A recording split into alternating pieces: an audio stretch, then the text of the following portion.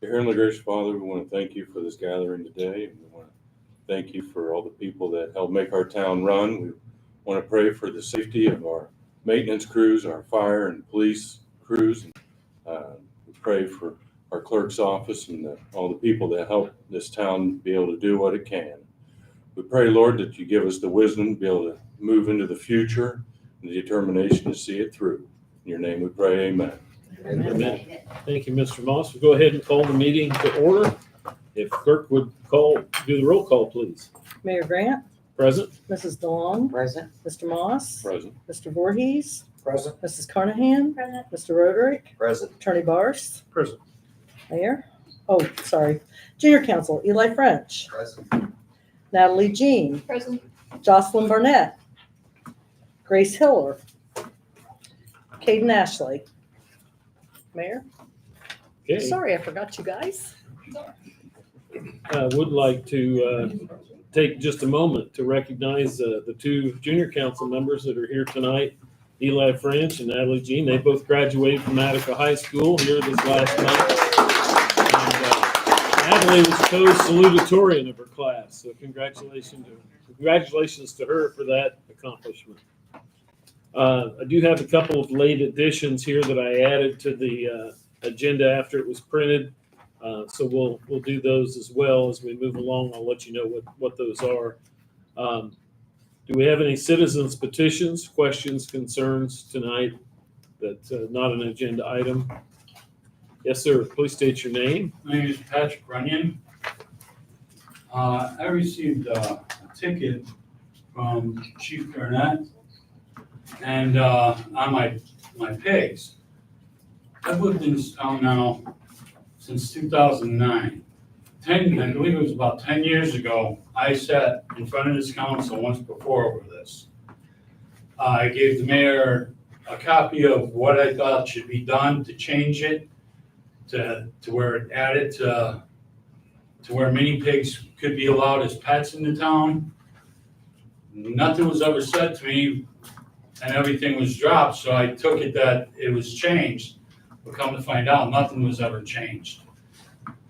So I just got a new citation from the chief and I'm bringing it back before the council once again, because I've had these pigs a long time. I'm not getting rid of them. If I gotta sell my house here in Attica, I'll sell it. Because, I'm not the only one with a pig in this town. Matter of fact, there's quite a few people in this town with pigs. I have Fountain County call me anytime there's a pig rescue. So I want to know if this ordinance could be changed or if I could get a permit to keep my pigs, because I'm not getting rid of them. Okay, I'll answer your question as best I can, and others can feel free to chime in. I do vaguely remember you coming to the council and asking for that, and I think the council discussed it at that time and said we were not going to change the ordinance at that time to allow pigs within the city limits of Attica. So that's why. These are mini pigs, they're not full-grown pigs, there's a difference. And then to add to what I'm saying, I personally received complaints from the neighbors down in that neighborhood about the pigs. And I was the one, I'll take the heat, I passed that off to the police chief. Well, the only one who ever complains is Vicky over there.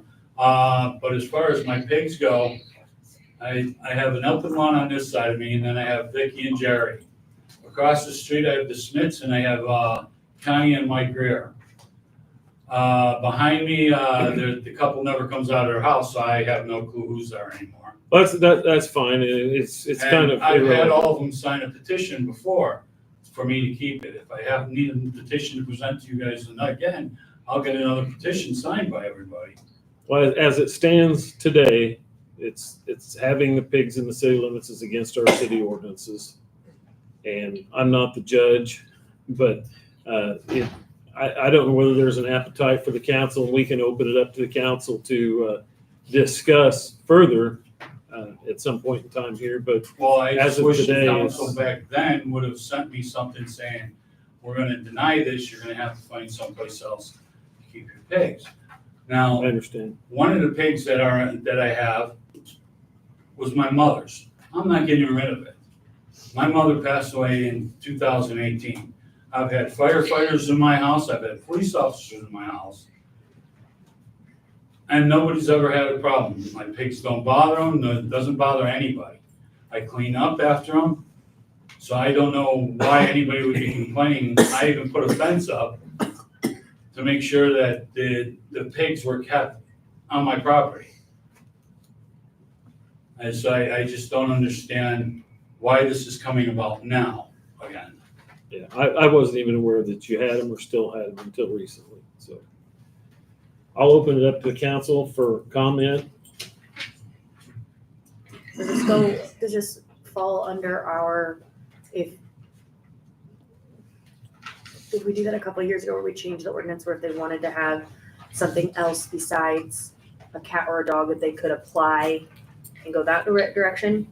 I'm not saying, I'm just saying that, would that apply to this situation? I remember that discussion. Does that, do you know what I'm saying? We We changed did the ordinance, and that was within the past 2 years, that's what I was trying to. Okay, you were find trying, okay. regarding that, because there's a process for certain Exotic. limitations, exotic animals, that you can file a request. And I'll have to find the ordinance exactly. We did change that. You can file a request for exotic animals, and then we would visit that. There was a limit on It that. would be on a Case by case. Case by Case by case, but that's yeah. when we talked about the chickens, we were talking about the pigeons, you know, all the other stuff, that's all part of that ordinance. Now, we did pass an ordinance for chickens. You can have, I think it's 6 hens in town, no roosters. That is part of our ordinance. Right. But as far as other exotic animals, Our current ordinance outlines specific breeds of animals. If they fall within, outside of those specific breeds, they would have to approach the city council for a permit to house any other animals inside the city limits. We currently have had we've had some applications for populated pigs in general, and we have not approved one of those. Who did those go to? The clerk's One was- office. So you guys approve it? We don't? No, approve it? no, you No. guys approve it. They fill the permit or the request out, and then I present it to you guys, and you guys discuss it and make the I decision. don't recall seeing any since. There was one, and it was back, I'm thinking November or We December. did one last fall. Yeah, I don't recall seeing that. Yeah. So there is an avenue for Mhm. someone to be able to apply to have Yes. a pig. yes, yes. I have a question. Is it an outdoor pig or is it something No, you keep they in your live in home? my house with me. They literally live in my house. The only time they're outside is to go in the yard. They use the bathroom just like a dog outside. So, I mean, I do have I have a list of cities that actually have changed their ordinances for it. I have examples, I have all kinds of stuff here, so. It does sound like you can petition to be able to keep the animals if you wish. Well, I would like to petition for that or whatever I have to do because, you know, I've had them a long time and I really don't want to get rid of them. how many of them do you have, just out of curiosity? At this point, I also, like I said, rescue for the county. I have 3 of them leaving next weekend. I have 2 of my own. That's it. Right now, 5 right that's now? it, yeah. Sir, at the time when you came to that council meeting, didn't you also have a pygmy goat at that time? Yes, I did. Yeah, Yes, I seem to did. remember that. And someone said that I don't think we'll allow the goats, but the pigs are a good possibility, and I got rid of the goats because they were kind of new to me then anyhow, so there's no physical attachment to them. So this is like telling me I gotta take my dogs out and shoot them, you know, telling me I have to get rid of them after all this time. Well, the ordinance, we apologize, and I understand, I'm an animal lover, and they're like our children. Right. So there's a process that you can file, we can review everything, you can share documents with us, and we can review it. And there's exceptions to be made, we're not trying to run anybody out of here, tell you gotta get rid of your kids or anything like that, but whenever it bothers other citizens and neighbors and things like that, and it's a nuisance, you have Now, to take that into account now also. see, no one's ever mentioned to me that there's a problem. Nobody. You know, and every one of my neighbors signed a petition last time that my pigs are not a problem. So if someone's complaining now, I wish somebody would let me know what the problem is. Is there something I can do to correct this problem? But nobody said anything. I just got the ticket and I was told that, it was a nuisance. I even came up to the city building here and I asked them, well, what nuisance is it? And nobody knew. I had to wait until I got to speak to the chief for him to tell me it's over the pigs. That the nuisance law, that code is for all the nuisances, right? Not just Nuisance one. animals is the code. So at this point, then, I don't think any citizen filed a nuisance complaint against you, Pat. I think that you just, right now, you have pigs that are outside that fall within our nuisance ordinance. And I unless don't you have have, pigs that are outside. Every one of the pigs are in my house. Didn't you say though they go outside to go to the bathroom? They do Yeah, go they're out. out there 5-10 minutes and I'm usually with them. Believe me, they'd rather be in the house in the air conditioning. but does our ordinance clarify inside, outside? I know we talked about cats, dogs, all the other stuff, but I think it's just residing in the city limits. It's not specifically outside. Yeah, it doesn't say Inside. inside or outside. Bottom line is the ordinance, if you could just file a request, we'll review it. We can review your petitions, all that stuff like that. And then we can take it from there.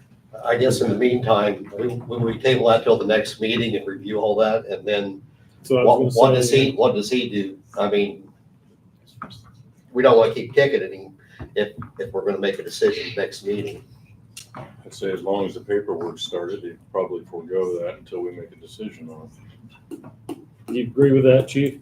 Yeah, so I guess part of my update was multiple ordinances were issued over the past 2 weeks. They all have their initial court hearing next Monday, which we'll be in attendance for. The city will just ask for the judge to extend that or set a date. You did multiple violations for other people as well? Yes. Or in this, okay, so he's the only one that has come to make, I would say he's the only one that's come, so everybody else would Yeah, need to we've pay. written multiple Yeah. ordinance violations for nuisance animals And directed towards potbelly pigs in the city. what is our criteria for approving someone? We have to have letters from the neighbors. It seems like that's what you have to have. I imagine So We you're not didn't, having. we didn't take it to that fine detailed part of the ordinance. Mhm.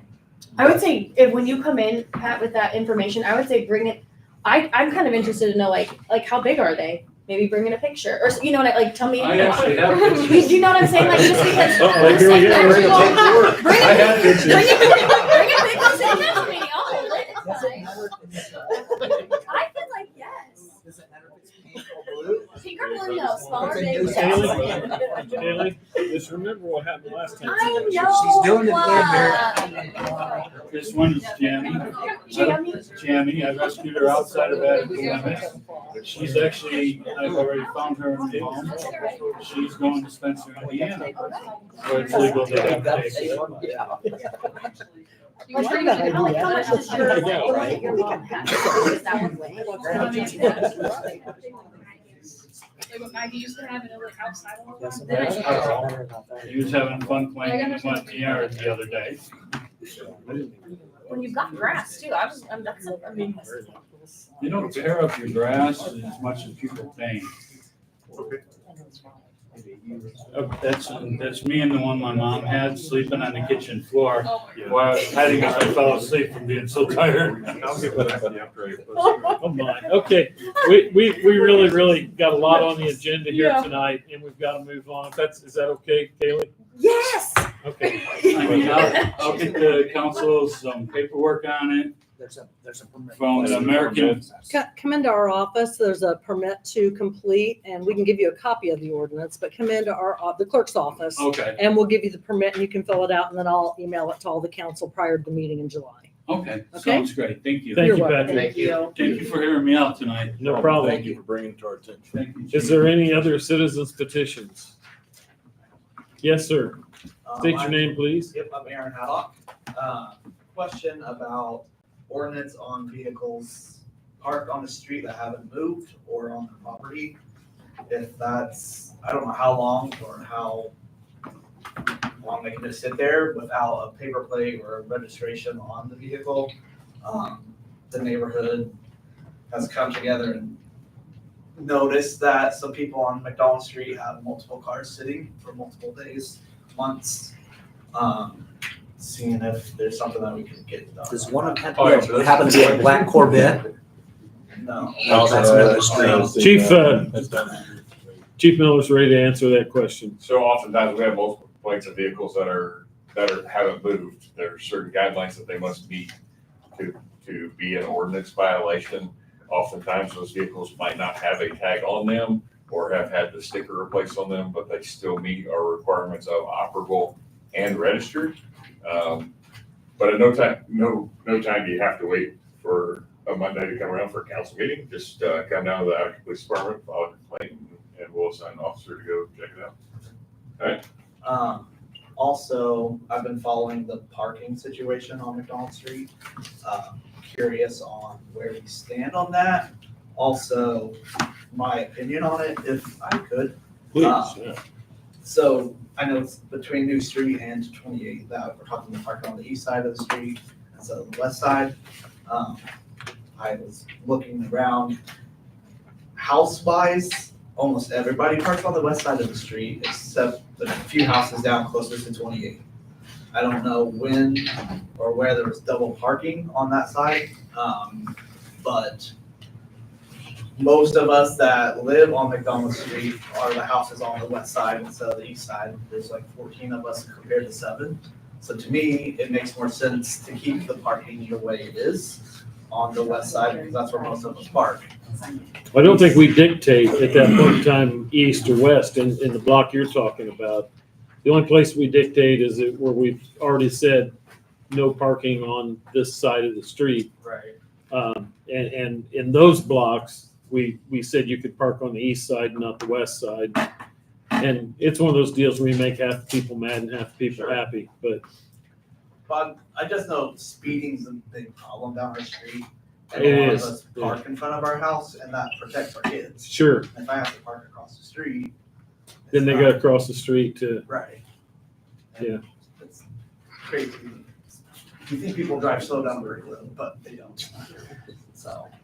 Chief, did you have a comment on that? Yeah, so we, the past couple of meetings, we talked about this, and we talked about we choose one side or the other. And my recommendation was, let me drive down, check the trees, because we do have a ladder truck, we might have to go down there. And everyone parking on the east side is better off, because the trees aren't hanging as low on the west side as they are on the east side. So that's my 2 cents. I believe it should be on the east side of the road. I get what he's saying about parking blocking children. Totally understand that. Totally get it. But that's just my recommendation. If that's the case, we would be able to get stop signs at the intersections. So it slows people down. Certainly ask for that, yeah. And we did kind of jump ahead here. That's actually on the agenda here, but it's way down, so we'll revisit that. Is there anybody else? Did you have anything else? Okay.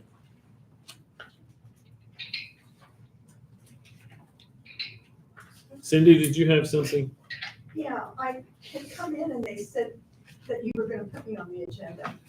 Me? This was on Friday. No? No, just go ahead. It's fine. Okay, Cindy Mason, and I'm here representing Main Street. And just a reminder that we've got Dancing in the Streets on June 28th. And we need to make sure that it's okay to shut down the street. We're still trying to figure out, I don't know, Eric, do you know any more about what part of Perry's gonna be shut down when? From the highway to Mill? On that timeline, it's going to be kind of iffy. Right now, they're concentrating on the highway and the parking lot. Right. So depending on whether that goes efficiently or not so efficiently, they could move back to the area that they were originally in, right there on Mill Street. Well, what we would request is from the highway down to where the hotel used to be.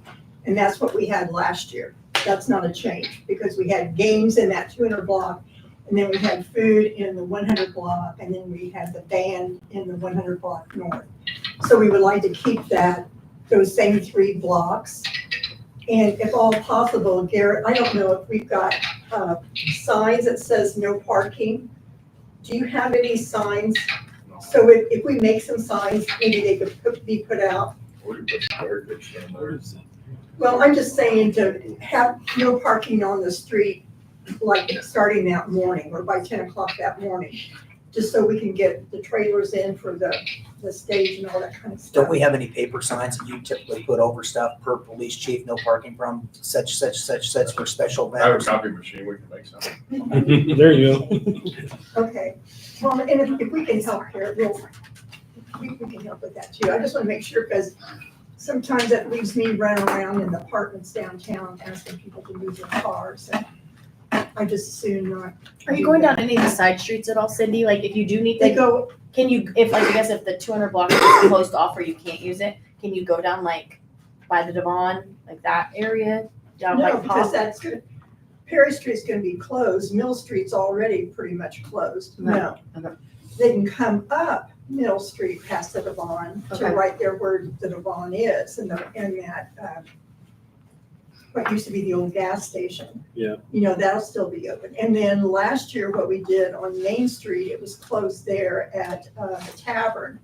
Mhm. And we had the porta potties and the Bronking Bull ride was down that little street. And then we even went west on Main Street about a half a block, not all the way to Budrose, but about half a block down.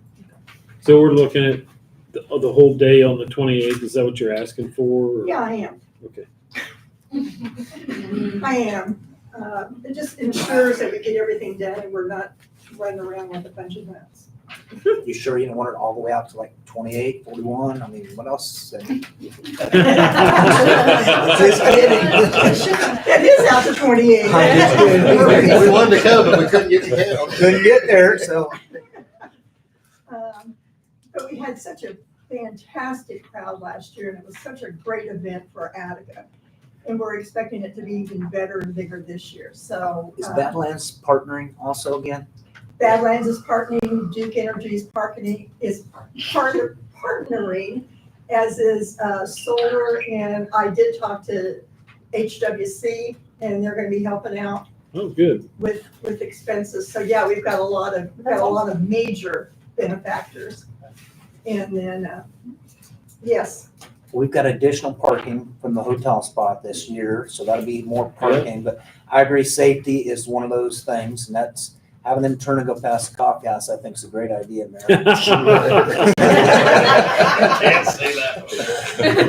Do we have a motion to approve closing of Perry Street 28th all day? I'll make the motion. Have a motion. Do we have a second? I'll second it. Have a motion and a second. All in favor? Aye. Any opposed? It's like you got it, Cindy. And I see Thank you. fireworks, it's gonna be a great event. question two. This is on behalf of Main Street, and we've been in operation now for 4 years. And you guys have been supporting our Main Street, but we have also done some pretty neat things and been behind some of the initial plans and endeavors to bring money into the city. The food and beverage tax, that was ramrodded by Main Street. Your tip area was ramrodded by Main Street. The fact that our downtown businesses are now gonna have, some of them up to close to $100,000 to make repairs to their building, came about because Main Street went after a grant that we did not receive, however, brought in Indiana landmarks. And from that, they wrote a grant in behalf of the city of Attica, so we could bring this money in for our downtown businesses. So I'm requesting funding, and we do a lot of joint things together with the city. I think we've got a fantastic partnership. And I think we're all working for the same thing, but once again, it's time that we need your financial help. Haven't raised, there's no inflation, there's no increase, it's still the 25, which includes salary and expenses for the director. And then we just like the snowflakes, we cover half the city. We've brought in the flags, we've done, a lot of neat things for our community, so I want to see that continue. In addition to all the money that we were instrumental in bringing into the city that you wouldn't have if it weren't for the endeavors of Main Street. Okay. So are you asking us to approve the 25K tonight? Is that what you're asking? Yes, And we have that budgeted, right? So that's already in the budget. Do you need a motion? Yeah. I make a motion to fund the director's spot for Main Street. Got a I'll second? it. Motion second, all in favor? Aye. Got it. That might be the easiest decision we make all night, that's fast. and I'll tell you, I can't tell you how much we appreciate that, truly, because it takes all of us working together to make Attica the place to be. So It does. I wholeheartedly believe that and believe in you guys. Should I submit a bill? Yes, by Friday at 4 PM. We have a Board of Works meeting on Tuesday. You got it. Thank you, Cindy. Thank you. Thank you. Thank you. Do you have any other committee reports? No? Junior council concerns and reports. I don't have anything. You don't have anything? Nope. Surprise.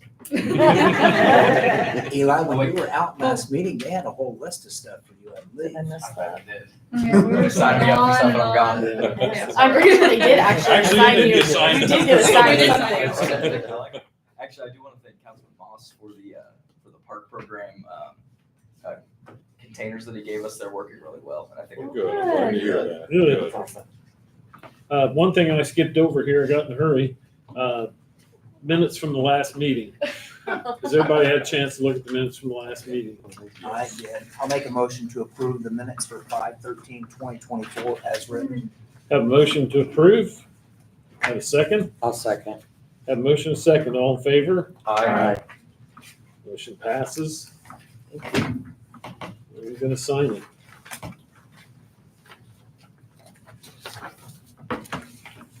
Thank you, Joanne. Starts to pen, didn't we? Department heads, Mr. Swank. Just have a couple things. Of course, everybody's noticed the city's tore up pretty bad right now with all the projects going on. We are essentially swamped with work. We've been trying, we've got one position that's still open. We've been trying to fill that position. And it kind of goes back to what was touched on a couple council meetings ago, as far as what we offer for wages. So I'd like everybody just kind of take consideration on if there's anything that we can do, or really have some thorough discussions on this to where we can get knowledgeable people, skilled people.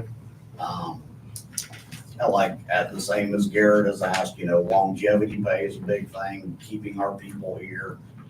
We've got a really good crew at the moment. Would like, some more diversified people, and we're really having a good time finding that pool of people. So I just kind of want everybody to, not let it go by the wayside, kind of continue the conversation and see what we can come up with. Are you getting many people turned down for what we're offering? Or- Yeah, everybody that I have offered a position to has taken a job. I mean, as bad as this sounds, and I mean, I know a lot of people work at factories. They're turning down the city of Attica to go and work at a factory or a facility because it's paying more. This is a great place to work. Everybody here, listens. You're not a number. You are actually a person. It's just a matter of get their foot in the door. And it seems like most people that get their foot in the door, they normally stay. Since I've been in this position, there is one person, his name was Terry Plant, hired him. He had a lot of excavating experience, worked with a lot of different contractors laying pipes, and I mean, he was a really, really, really good fit for our crew. But he took another opportunity and ran with it, and it was, you know, essentially due to the pay. He knew that he was pretty close to the top of the food chain and he wasn't going to go any further. You know, nowadays, a person can go and get a $30 an hour job versus a $20 an hour. You can't blame them, and I'm not asking for that.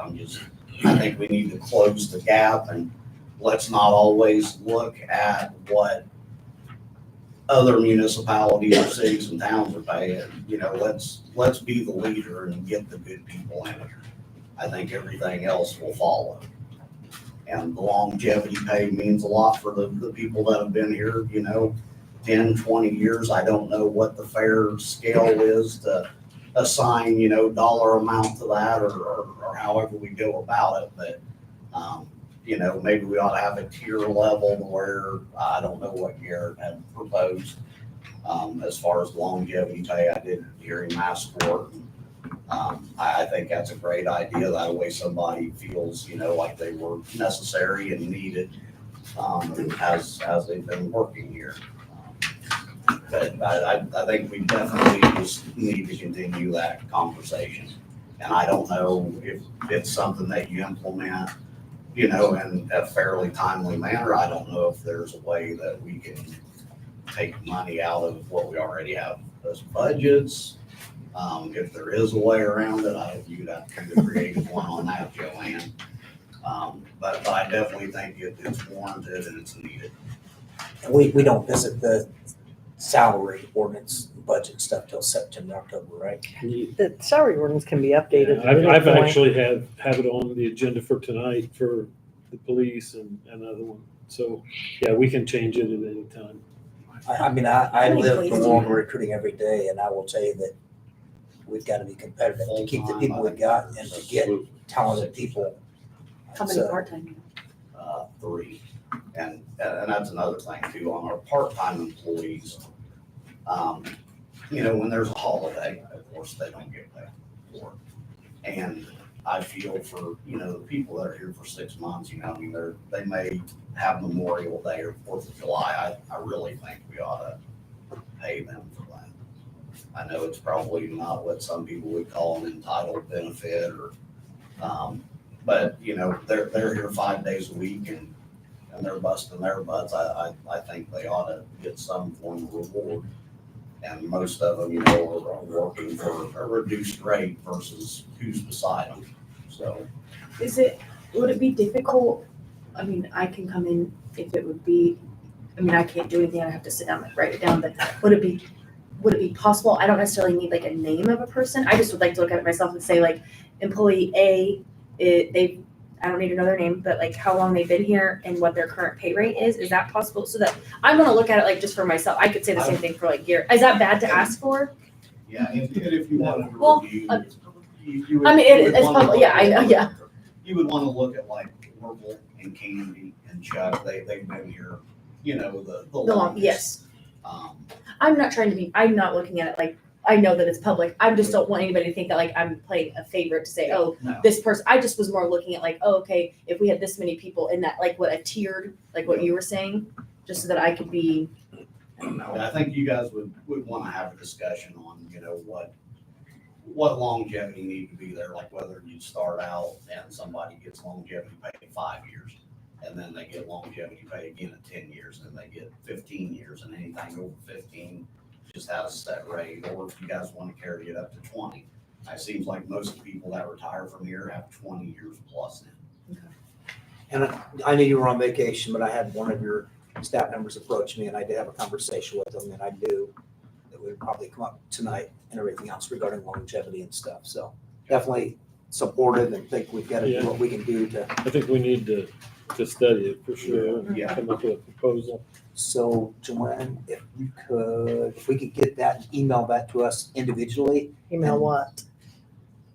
You can scratch names like who and years, so we've got it. And then we've got the ordinance then we can. Employee A has this many years, that's what they make. And like what the. Because I know there's caps on the positions that they're in, and we've talked about certifications and different things like that to get them more compensation, but I mean, in the military, you had a certain rank and so many years of service and your scale went up. So I don't know what the process or what would be best based off the staff, but this team, I think, is very dynamic based off what they do and whether they're on sewers and the streets, you know, if their strengths or something in one way or another, but. I'll look at our software and I'll see if I can pull off an employee report with hire dates on it, and that'll give you what you need. Okay, thank you. I'm sure we Thank can. you, yeah. So, yeah, I'll look at that. Eric, what about like benefits or anything? Are we losing people because of benefits aren't comparable? Yeah, Or is that a whole nother discussion? yeah, that's a whole nother. Okay. Because the health insurance, every one of my employees, I will almost guarantee you, every single one of them is probably every year carrying essentially what you would consider a loan installment payment for $5,000. Right. Every single one of the $30 copay doesn't, you don't hear anybody complain about it. But everybody that has anything that is a major medical process or That deductible. has to go and do an MRI or a CAT scan, I mean, they are just going medically poor with it. It may not seem like a lot, but from what most of them are telling me, when they go on that payment plan, you can go for 3 years and it sounds like it's costing them like $144 a month. So they're essentially carrying, a small car payment every month Right. just for a medical procedure. Well, any small operation, and I deal with that all the time. I mean, you've got your first 3,000, 5,000, wherever you got to pay. And I work for a multi-billion-dollar company, and it's the same way. I mean, that's something I don't think we're going to change. That, I mean, it's 80-20, but it's only 80-20 once you get to a certain point. The first so much is out of your pocket. Yeah. And you guys visit the benefits and stuff. That it's I can address the health insurance a little bit. Go ahead, Eric. And my thought would be like, a lot of these places have that health savings account, which is basically you preload money on a card that goes for health service. And I don't know if that would be an option, maybe. I know our company has that, and they don't have taxes taken out of it, basically. That's the account, it's not taxable. I can address the health insurance. We currently are on a grandfathered plan that was pre-Affordable Care Act. And the type of plan we have, it's not one that allows you to have an HSA. If we switch plans, then we will lose what's been grandfathered in.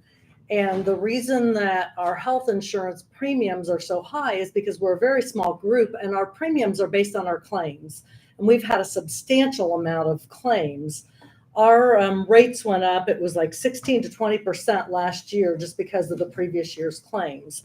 However, there is an option through the state that I'm looking into. It's called the AIM Medical Trust. I checked into it a couple of years ago, and we'll have to have the employees' cooperation because they may have to provide information. But I looked into it a couple of years ago, and that was prior to our premiums going up as substantial as they have been. And they looked at our premiums, our plan, our benefits, and what they could offer, and they said they couldn't touch it. However, in the last 2 years, our premiums have gone up substantially. And I talked to the representative from the AIM Medical Trust, I think in January, and he said that starting in 2023, they're no longer looking at the claims history for the groups. So I'm going to explore that to see if that's going to be a viable option in consideration of how much our premiums have been going up. Our health insurance renews on January 1st. So I'm going to start working on that probably next month. I actually go to a conference the end of this month, and I'm going to talk to the gentleman about getting that process started so we can look at what our options are to better serve our employees.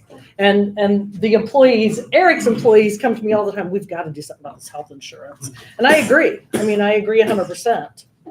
I agree. So Small business. yeah. It's very difficult. But I will look into that. I will look in, and what this AIM Medical Trust is, it's a group benefit that all municipalities throughout the state of Indiana can be a member of, and they spread the risk out. So it's not the risk being spread out among our 20 covered employees or 30 employees, with family. Right. So like I said, that is an option, and I am going to explore that for the employees this summer. So there's some things in the works. Yeah. Great, Yep. thank you, Joe. Mayor, I guess while it's still in here, I'm getting old, my memory's bad. Generator, Oh, yes. generator. Did we didn't make a We- decision, did we? It's We had the being bids, we had- included, it's being included in the that fire grant. I grant. put a letter of support out Yeah. to Christie after last month's meeting, as part of the grant.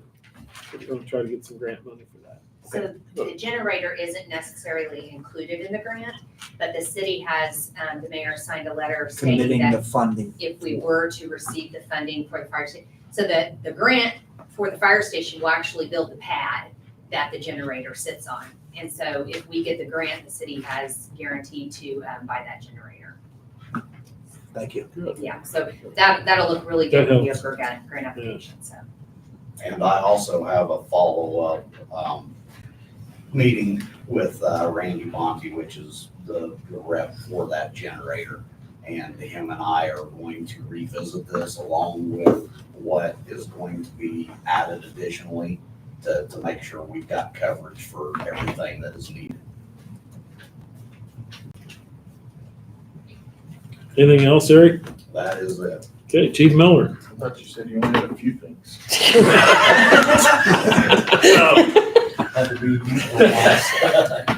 As I stated, multiple ordinance violations have gone out over the past couple weeks for grass, tall weeds, junk and trash, nuisance animals.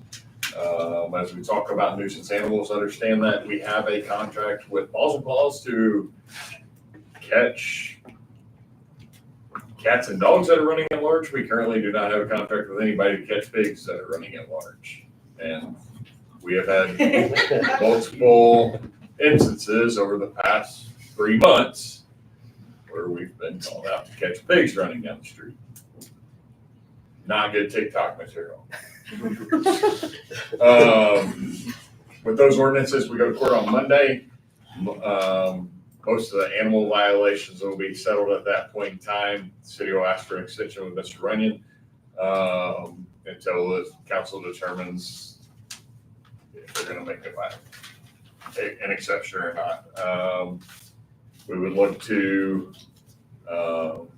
get an order from the judge at that point in time to start cleaning up the properties with the junk and trash and rubbish on them. I will ask the city council to approve. Eric's crew is busy.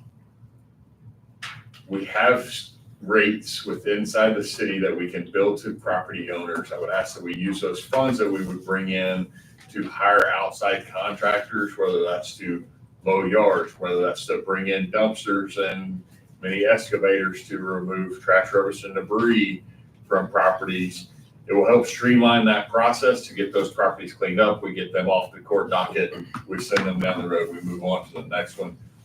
Eric's crew doesn't have time to do this. We have an ordinance already in place to bill those funds out. We can use those funds that come back in to then pay a contractor. Is that something that the council would entertain? I think by all means, if we can move forward and get properties cleaned up, I think we should do it. Yes, me too. Yeah. Please consider it, yeah. Okay. Do you have questions, Kaylee? No, you guys are mean to Thank me. you. We'll look into those. You didn't, you And just looked then at me. I think that, Attorney Marsh has prepared the ordinance change for the salary ordinance for the police department. I think we did. I've got that on the agenda later on. Anything else, Chief? I'm good. Chief Little? A few things, on behalf of the Attica Fire Department, I'd like to thank everybody that submitted some letters of support for the grant.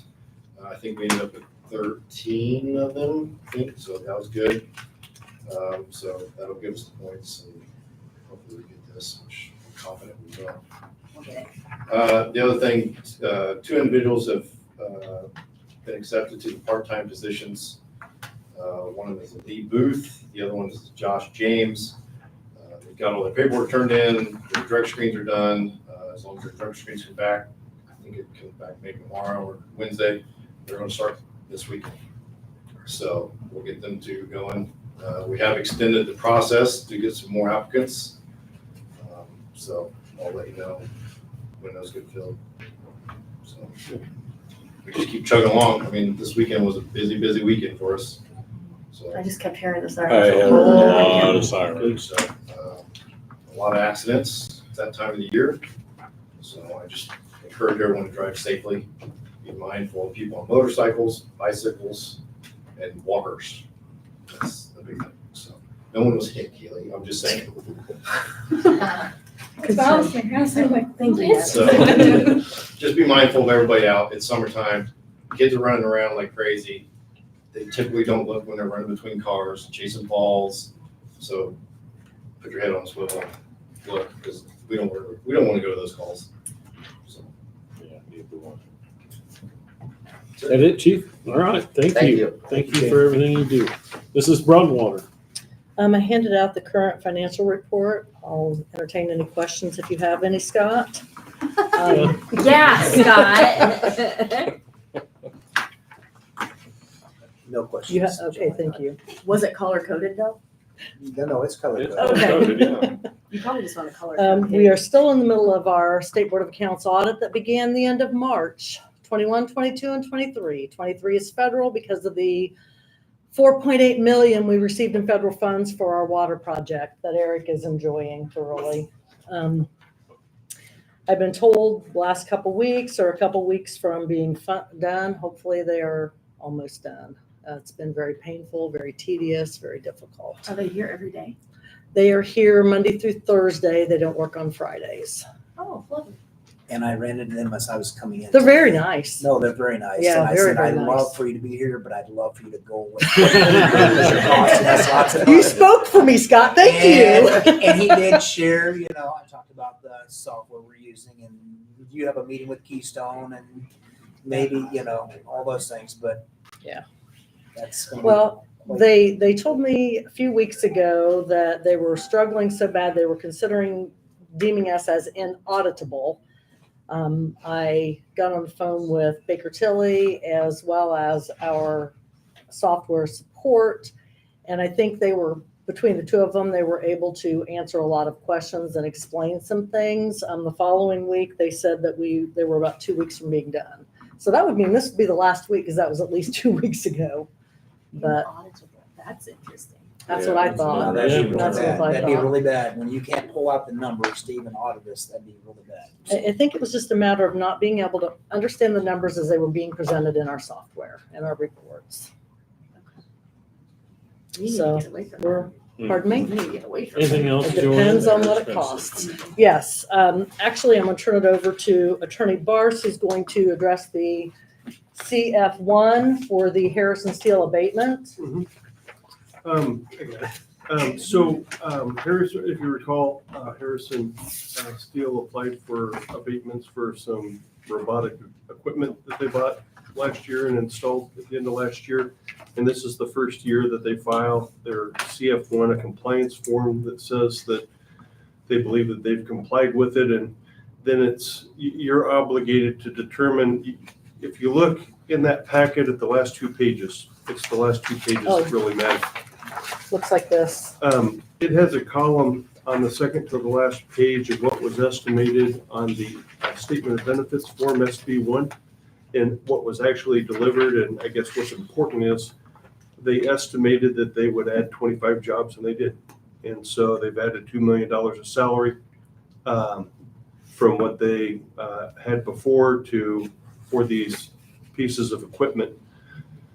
And so the idea of a CF1 is to make sure that the person who's getting a tax abatement based on promises that they would be doing something positive have delivered. And so if I said that I was going to build a $4 million factory and employ 100 people, and I built a $3 million factory and employed 75 people, you might want to give me a 25% haircut on my abatement since I didn't deliver what I promised. For instance, it doesn't have to be that linear. It's not that, formulistic, but that's an example of your power on page 2 then is to decide whether they've complied with their statement of benefits or not. And so in the middle of page 2, you can decide that they have complied, they have substantially complied, I mean, and it's not uncommon for a business to not crack, 1,000%.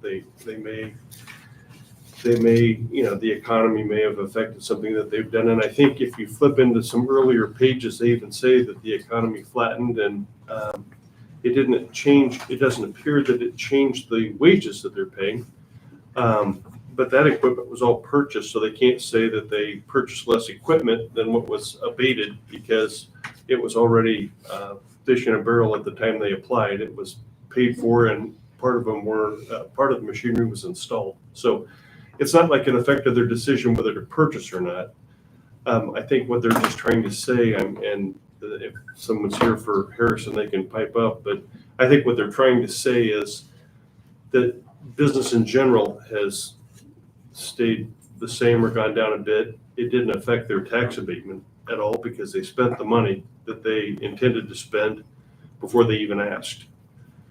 But they report that they've got 25 additional jobs and are paying $2 million of wages. So if you, as a group, believe that they have substantially complied, you'd make a motion to do that and it would be signed off on. If you don't believe that they have substantially complied, what typically gets set is a hearing for them to come in and present proof, and you would debate it, or whether you wanted to give them that haircut or not. It's uncommon. I'm a proponent of that personally. If you're going to hand out the candy based on promises and they don't deliver, but in this case, everything that was spent before they even asked. So, which is not great form. But we waived their non-compliance for getting the cart before the horse and said that was okay. You have that power. The city had that power.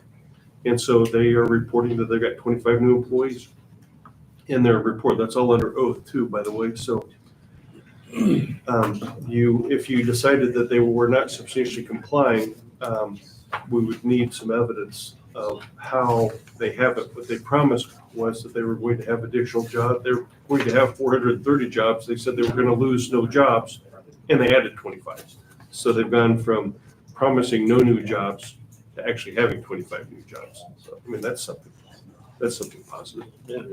And they're still trying to hire people. I was just gonna look at that. Yeah, I know. There's still, there is jobs listed on here from 2018 that it was posted that are still not filled. And I'm guessing like multiple, like first and second shift, different welders, different things like that. It sounds like they held up their end of the deal. Is that a motion? I make a motion that we approve the CF1 for Harrison Steel tax abatement. I'll second it. Have a motion and a second. All in favor? Aye. Motion passes. So Larry and Joanne will sign page 2, and then after you sign it, I can't remember if they wanted that returned directly to them or if it should go on down to the assessor. They didn't say in the I'd email. send it to both. Do you have the copy of your son?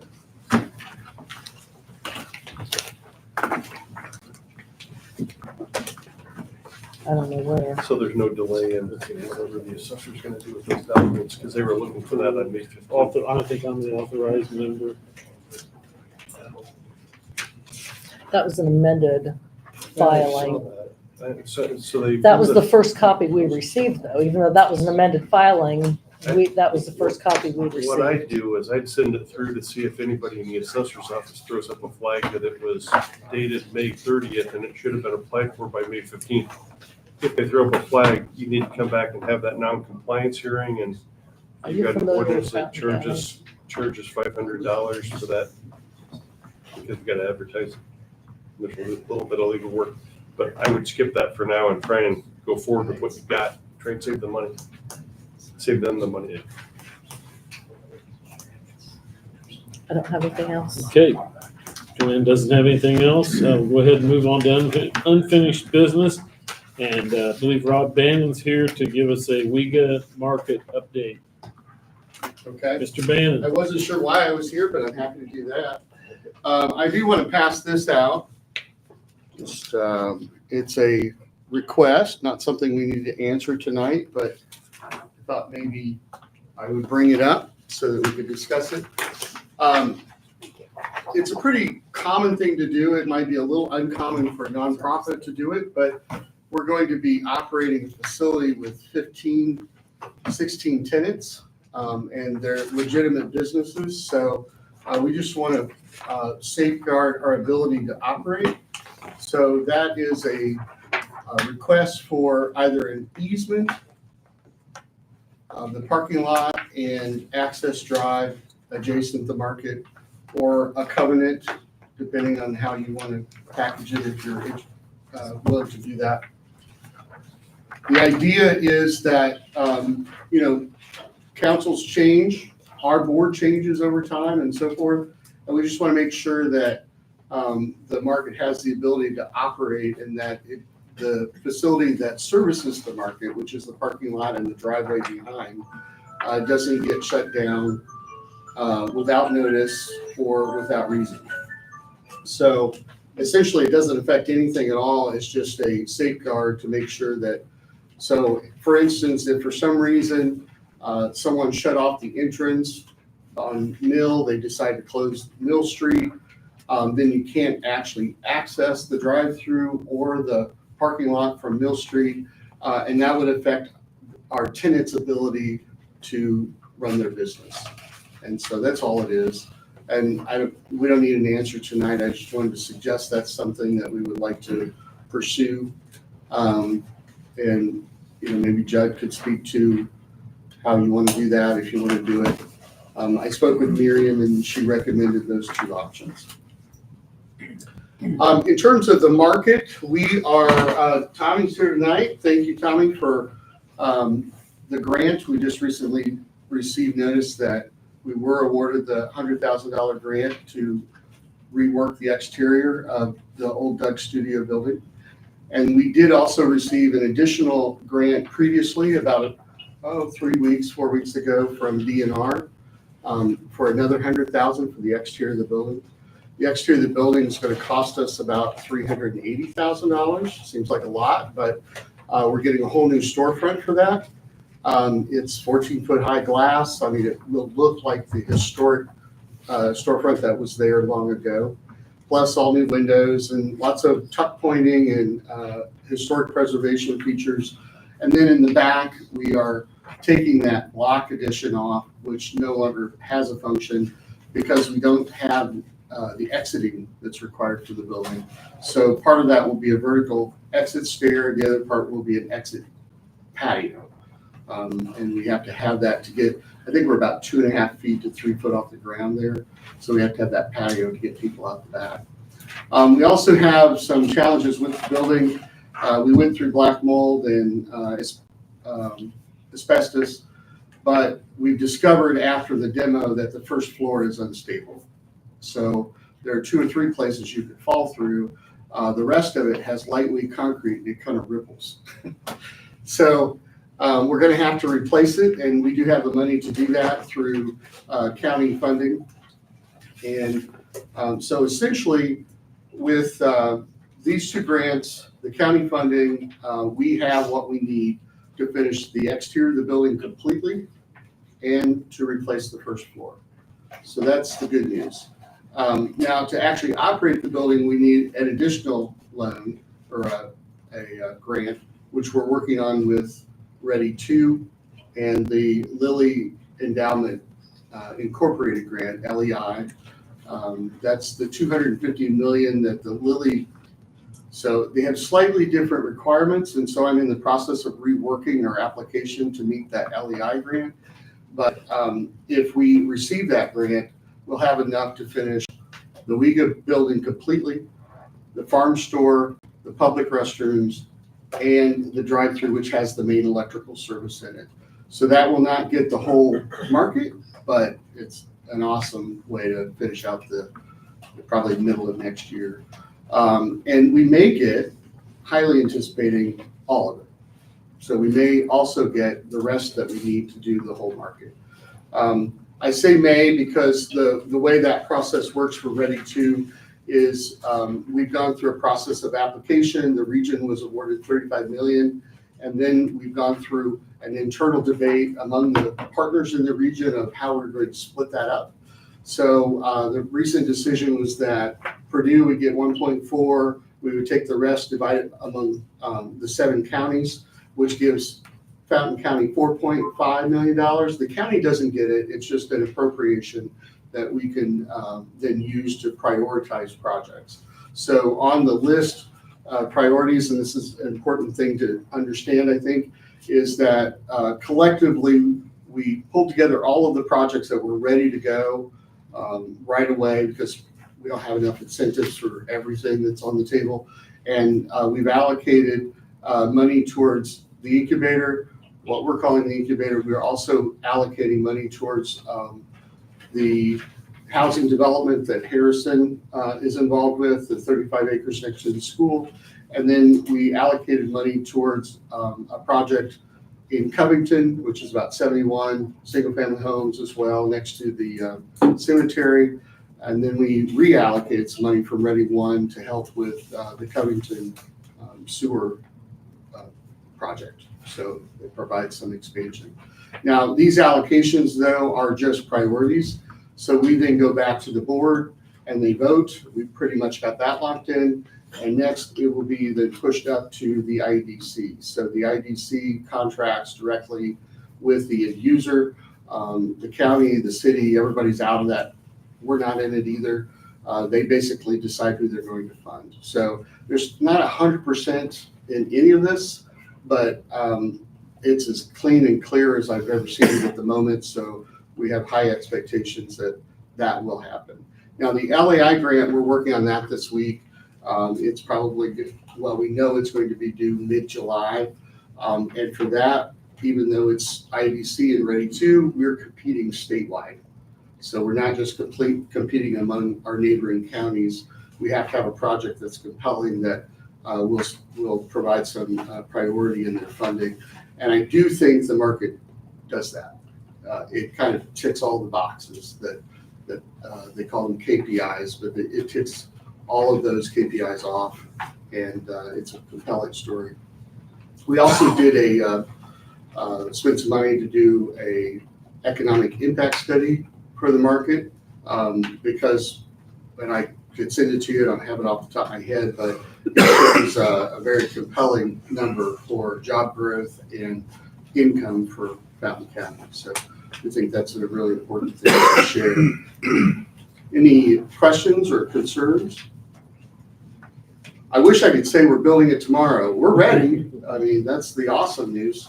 Well, we got a streetscape project. We're trying to clean up some oil spills and everything else. We're actually moving stuff and people can see it now. So that's good. That's good for us. Yeah, it's starting to look good. But Mayor, I guess just talking to the easement, we've talked ways back about Mill Street's gonna have to go change to two-way. Yes. When do we want to visit that? Because it's pretty much blocked off now, and I think it's getting, So when it opens back up, you think? I think, yeah, when it opens back up, it's ready. Yeah, I think That's a good idea. I think that is a good idea, Scott. That's a really good idea. That way, we're not shifting gears in the middle of it. It's Yep. when it's done, it'll be two-way. We don't need to go ahead and make that decision right now with the motion or anything. I mean, it's inevitable. We want to do it, so I don't know, Judd, is there a process we want to, we need to make that change? The only question I have about that, I was looking at that today. If we make Mill Street two-way, are we just gonna make it two-way up to Brady? Yeah. Because if you take it on up past the old library, that's really tough to pull out there. Yeah, it's just two-way, just up to Brady, is what I think. Yes, Very Brady. that was what my recommendation was gonna be. Are they gonna be extending that Mill Street out? Yes, they're already in the process. We're just gonna be a little, it's So- gonna be wider. So people can Can park? we ask Judd to go ahead and make that change to our ordinance? Yeah, I can have that ready for your next meeting. That'd be good. And with that widening, is there gonna be room for parking on one side? We Yes, talked about It that, shows right? parking on one side, yeah. So we're, Same side that it's on now. are we gonna, do we need to do all that at once? Because I know that's not officially parking only on one side right now. Typically, the post office always parked on that side, but it's never been specified, and they Yeah. do park on the other I side. suppose we could specify that in the ordinance, and that way it's clear. Yeah, I mean, we're gonna mark the parking spots. and there's probably gonna be no parking on the north or the south side, I imagine. Right, I mean, Right. right. Right. Yeah, otherwise they'd be parking in front of the businesses too, that we got incubator. and everything. So maybe you could specify just parking on the north side only.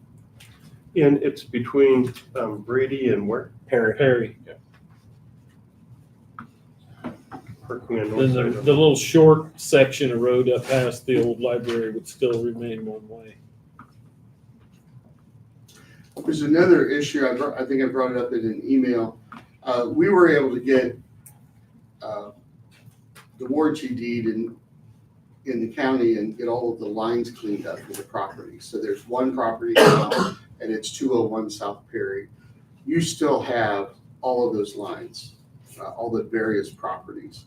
So, and that includes, there's a little sliver behind where the alley used to be, and they've just got little teeny boxes. So I think it's just a matter of making the request.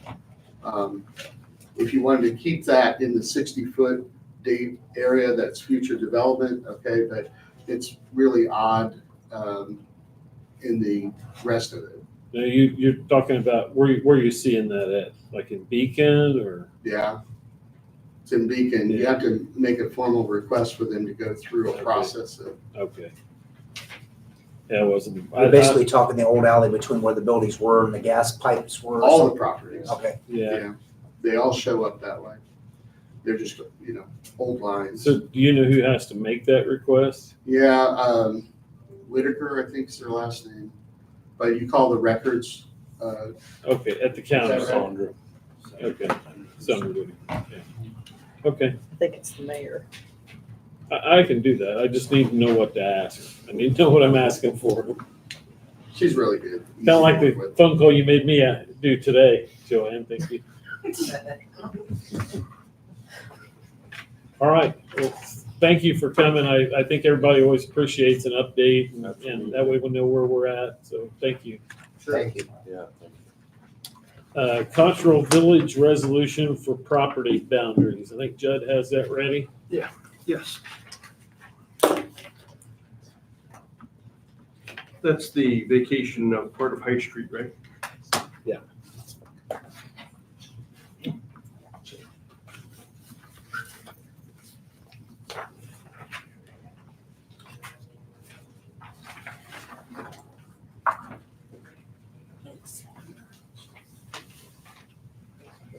So I can explain this. So what it is, it's a 66-foot wide right of way. And lot 9 that's owned by Indiana Landmarks has a building there that actually extends east into the street like 1.8 feet.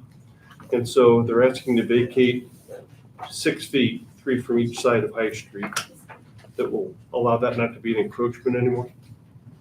So that's all. And it affected Indiana Landmarks and a property owned by Ann Harrison, and she received notice of the city's intent to consider that. That's all it is to narrow the street 3 feet on each, the right of way, not the street, the right of way, which is wider than the street. 3 The street really won't change. Yeah, you're not gonna Kind even of a notice it. paper. It's Right. going to clean up an encroachment is what it's gonna do. And it doesn't take anything from Mrs. Harrison. It would increase her lot size 3 feet as well. You guys like to look at the resolution, the ordinance change. And We discussed this have- last meeting, didn't we? Did we yeah, talk about this yeah. at one point? Okay. well, so the last meeting, I think you Here's another clarified copy if you want. that the Double street to duty the here. north, whatever Those this are gonna is. look back. They confirmed the alley vacation of Right. Short Street, Short but then Ingrid also discussed this and Okay. basically said that this would be presented at this meeting. Right, and this was noticed up for hearing, so you should ask if the public has any comments. Okay. Yes, it was advertised. We'll go ahead and open the hearing for this.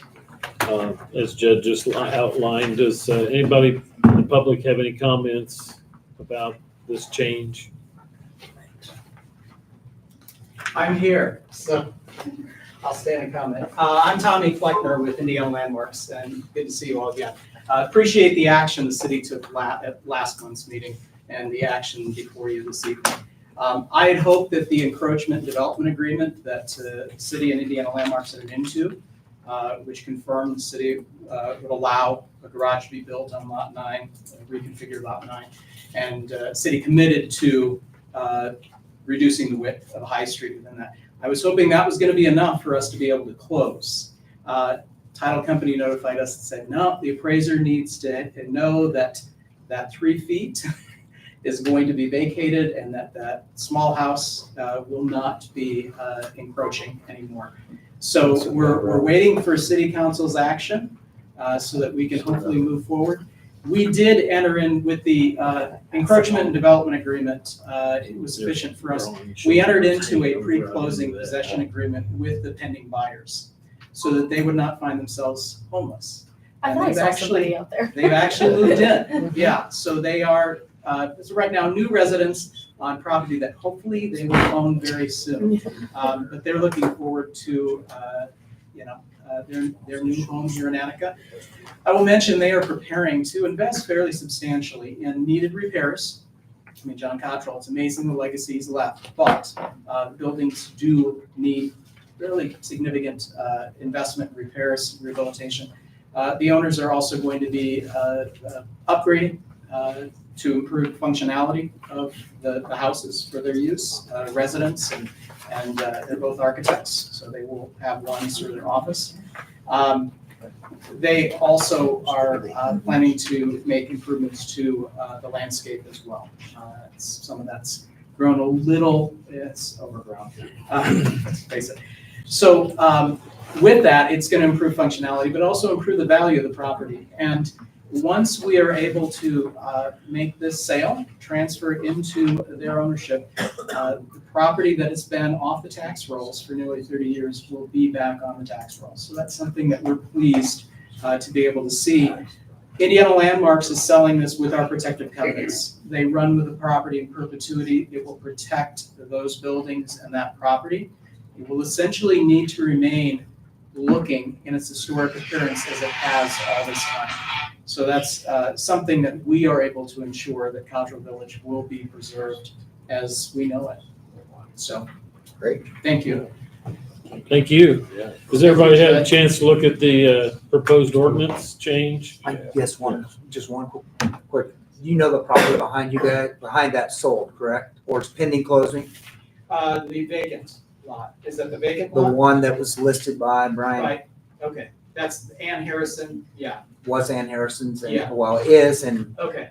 I was not aware. okay. I was Selling told. separate then from The house. the house. Okay. Yes. If it does sell, I hope, and something gets built, I hope they can figure out addresses for utilities, because our gas has been that lot address since we took ownership. I had no idea. Well, and it's zone R3, and I talked to Mr. Kraft, it's all, but it's pending closing, and, I don't know who or what, but, I was not aware of that. we were approached about it, and I don't know what it's gonna be, but just wanna make sure that everybody knew that it's pending closing. Yeah, Brian told me that. It's an oddly configured lot. It It's is. difficult to really develop. Well, It'd be hard to build anything on that. they approached us because the park board did, just because it'd be an entrance going back to the trails. Could have been a parking lot or something, but the way that's configured in the backyard of those neighbors, if they did build anything, I'd hope that you put up a nice big fence or something, because I don't know what you would build there. Well, a good portion of it's in the wooded area Right. too. What's R3? Multifamily residential. Multi, yeah. Okay, back on track.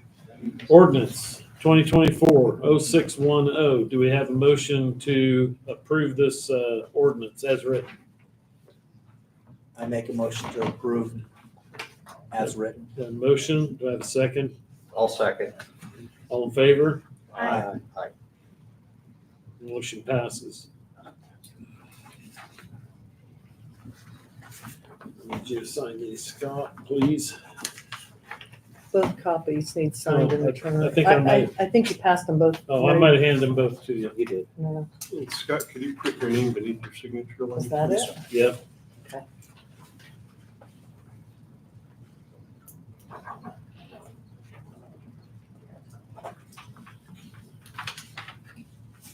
There's the other one.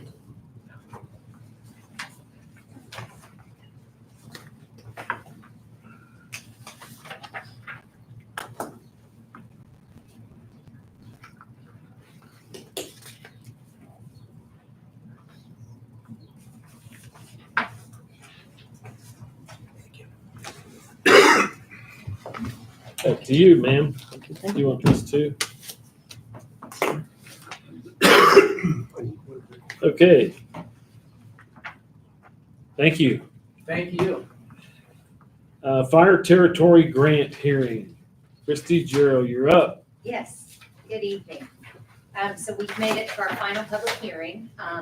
The grant is actually due on the 28th, so we've got 2 weeks to go. I want to so thank the mayor, Joanne, and Mike for all of your help. I couldn't have done this on the application without them, so it's great teamwork here. We are only up against one other project in the public facilities round. People can apply for fire stations, community centers, senior citizen centers. Normally, there's about 5 or 6 applications, but there's only 2 and we're one of 2. So the odds are in our favor. We are going for a $500,000 grant total. And I'm so sorry, let me back up here. Timelines, the round opened in March. We submitted our proposal before the due date of 4/26. Final application is due in 2 weeks on May the 28th. And hopefully we'll see the city of Attica's name on August the 29th on the funding list, which I do think we will see that. 2 public hearings required. This is our 2nd public hearing before the final application submittal. Our total project cost is $518,190. We're requesting an Okra grant in the amount of $461,190, and you're required to put up at least 10% match, which we're doing about 11%. So we're putting up $57,000 in local match towards the project, which consists of $5,000 previously paid environmental review. You guys have spent $11,952 in 2 preliminary architectural reports, so that's counting as the local match. $18,802 in city fire protection equipment and replacement funds, and then $21,246 in philanthropic capital that we've put into the Western Indiana Community Foundation to hold. That'll give us some extra points on the application. I do have project architect on the phone, Timothy Henning. He is attending virtually here. If you look at the back of the sheet that I gave you, the grants are all about chasing the points. So there's 700 points possible. We have to score at least a 450 to be awarded. I do not see us having any problem in that at all. Our national objective, we had to conduct an income survey on the entire fire service area of Shawnee, Logan, and Davis Township, which includes City of Attica as well in there. We scored a 53.66 low to moderate income. We had to be at least at 51, so we qualified there. Community distress, we're getting a 94.96 points there. Those are based on median household income and employment rates. Those are already set by IU School Business and other entities. Local match, we're putting up 11 points in local match there. We'll skip down to project sustainability. There's 2 categories in that. Philanthropic contribution, that's where we had to take money that we already had from fire and transfer it in through a pass-through account to the community foundation. They did not charge a fee for that at all. We got that all set up. I believe the money's on the way, right? Yeah.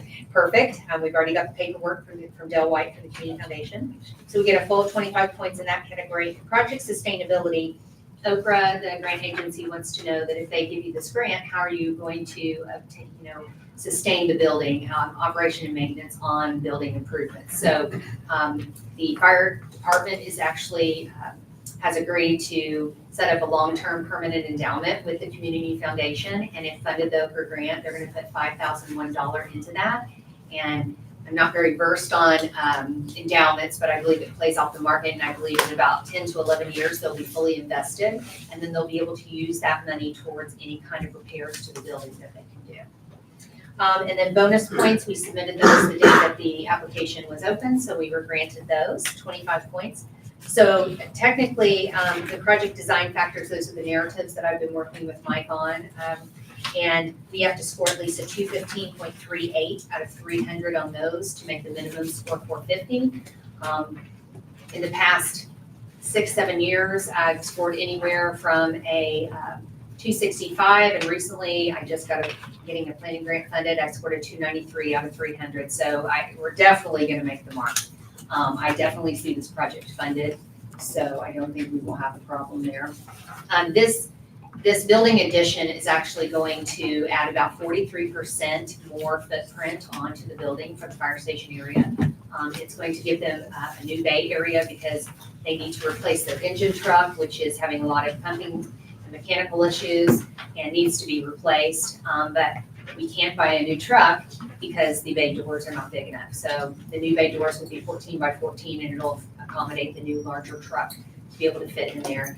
And then it will also add much needed space such as a training area, a new bathroom, cascade room.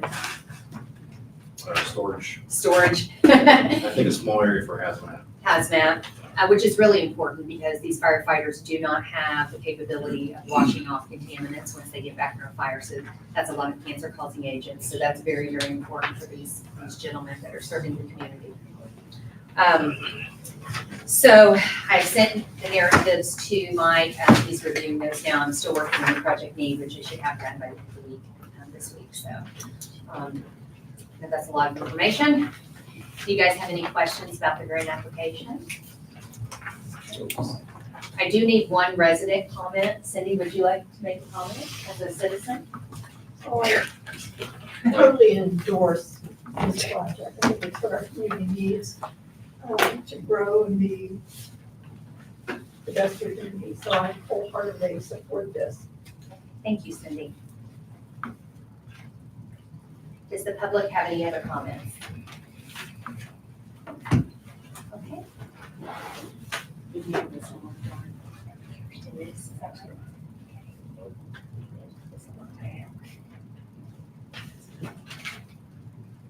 So if we are awarded, which I suspect we will be on August the 29th, we'll go through a documentation process where we have to do a lot of documentation. I'll turn that in. Oprah will get a grant agreement rolling. In the meantime, Tim Penning, the architect, will actually do the final design and submit for the state design release permit. And then we will put this out for public bid. We'll go through a formal process following all the state and federal requirements and new requirements that the state board of accounts requires now. Instead of policies. So I would foresee we could probably be bidding this. Tim, would you think this would be like December, January, February bidding? City grant on August 29, I would think 90 days to do the drawings. So that gets September, October, November. I would say it's not a December. We perhaps could have a groundbreaking toward the end of the month, middle of the month. Not a great time to break ground. Depends on the weather, of course. Be a great time to bid because contractors will be a little slower then. Yes, they're getting ready for their 25 work, yes.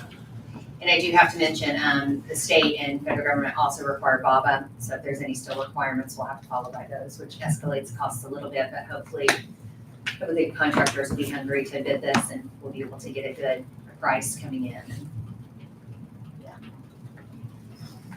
I guess along with that, And with any luck, we can, move that up the chart a little bit. Just depends on timing and how busy everyone is and, get the schedule to move in our favor.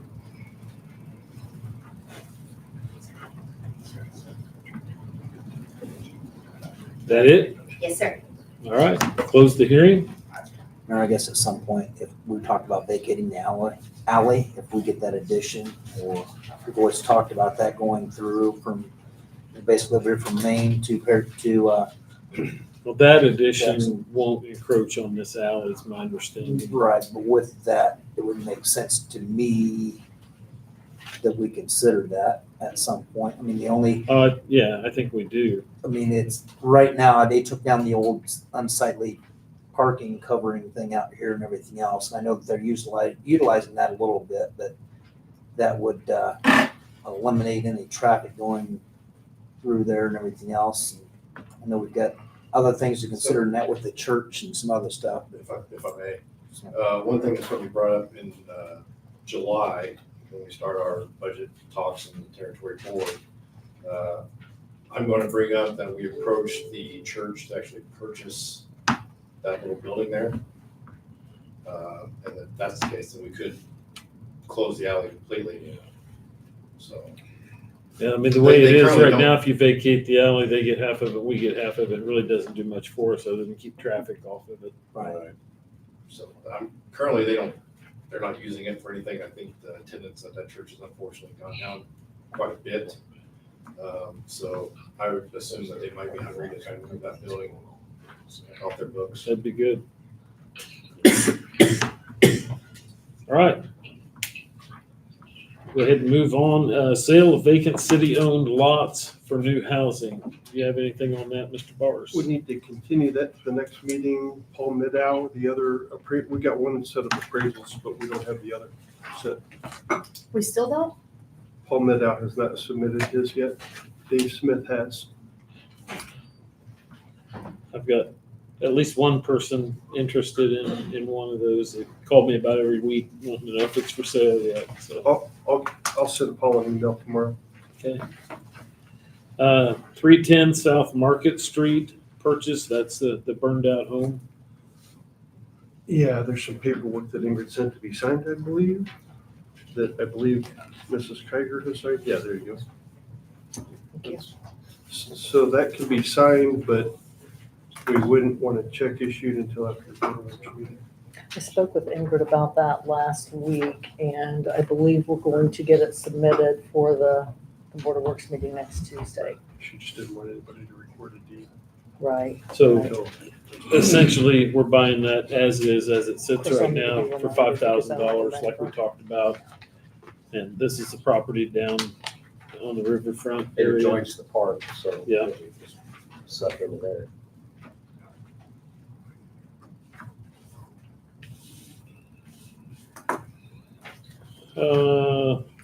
Rental housing inspections, report and recommendations. I believe Scott and Mr. Moss were looking into that along with the junior council members. Junior And- council members, do you have any report on that? And I dropped the ball on that. I said that was You did straight face, too. unintentionally. I dropped the ball on that. We didn't meet with them, but Mr. Moss has taken the lead. He's reviewed things. He has some few things to say, and we'll keep it on here. Well, I guess correct me if I'm wrong, what we're trying to do is get the word out to get this to where it's enforceable. Yeah. Basically what we're trying to do. Mr. Barsh, I'm sure you'd probably suggest us that we publish something in the newspaper or. It would be published after it's passed. If you wanted to have a hearing on it or notify people that you're considering it. Yeah. We've just already to do our- passed the ordinance. Yeah. We Are did you that gonna last tweak it year. though? I thought we were changing something. No, what we need No. to do is we need to capture the amount, the actual rental houses in the Yeah. property. So we need to get something back out there to where it's been passed since January. Is that Figure out correct? how to Guess implement what it. would be, should, Last year, yeah. But you can play deaf ears because, we're not able to move forward. We don't know all of the rental housing. We know the bulk of several landlords, but being able to capture all that, but we've got to get this moving forward. And right now, we've got an ordinance in place that there's many people not in compliance. It's not filed, not done anything. So so I guess at one time, what would be due diligence kind of thing on our part to make sure that everybody knew about it? Publish it in the paper, put it on the website, and if to the ones that you know are rentals, send them a copy. What would be an adequate amount of time? 9 weeks, 90 days? To get it published and get it Yeah, noticed yeah, up, just- no, not that long. So they're supposed to be complying right now.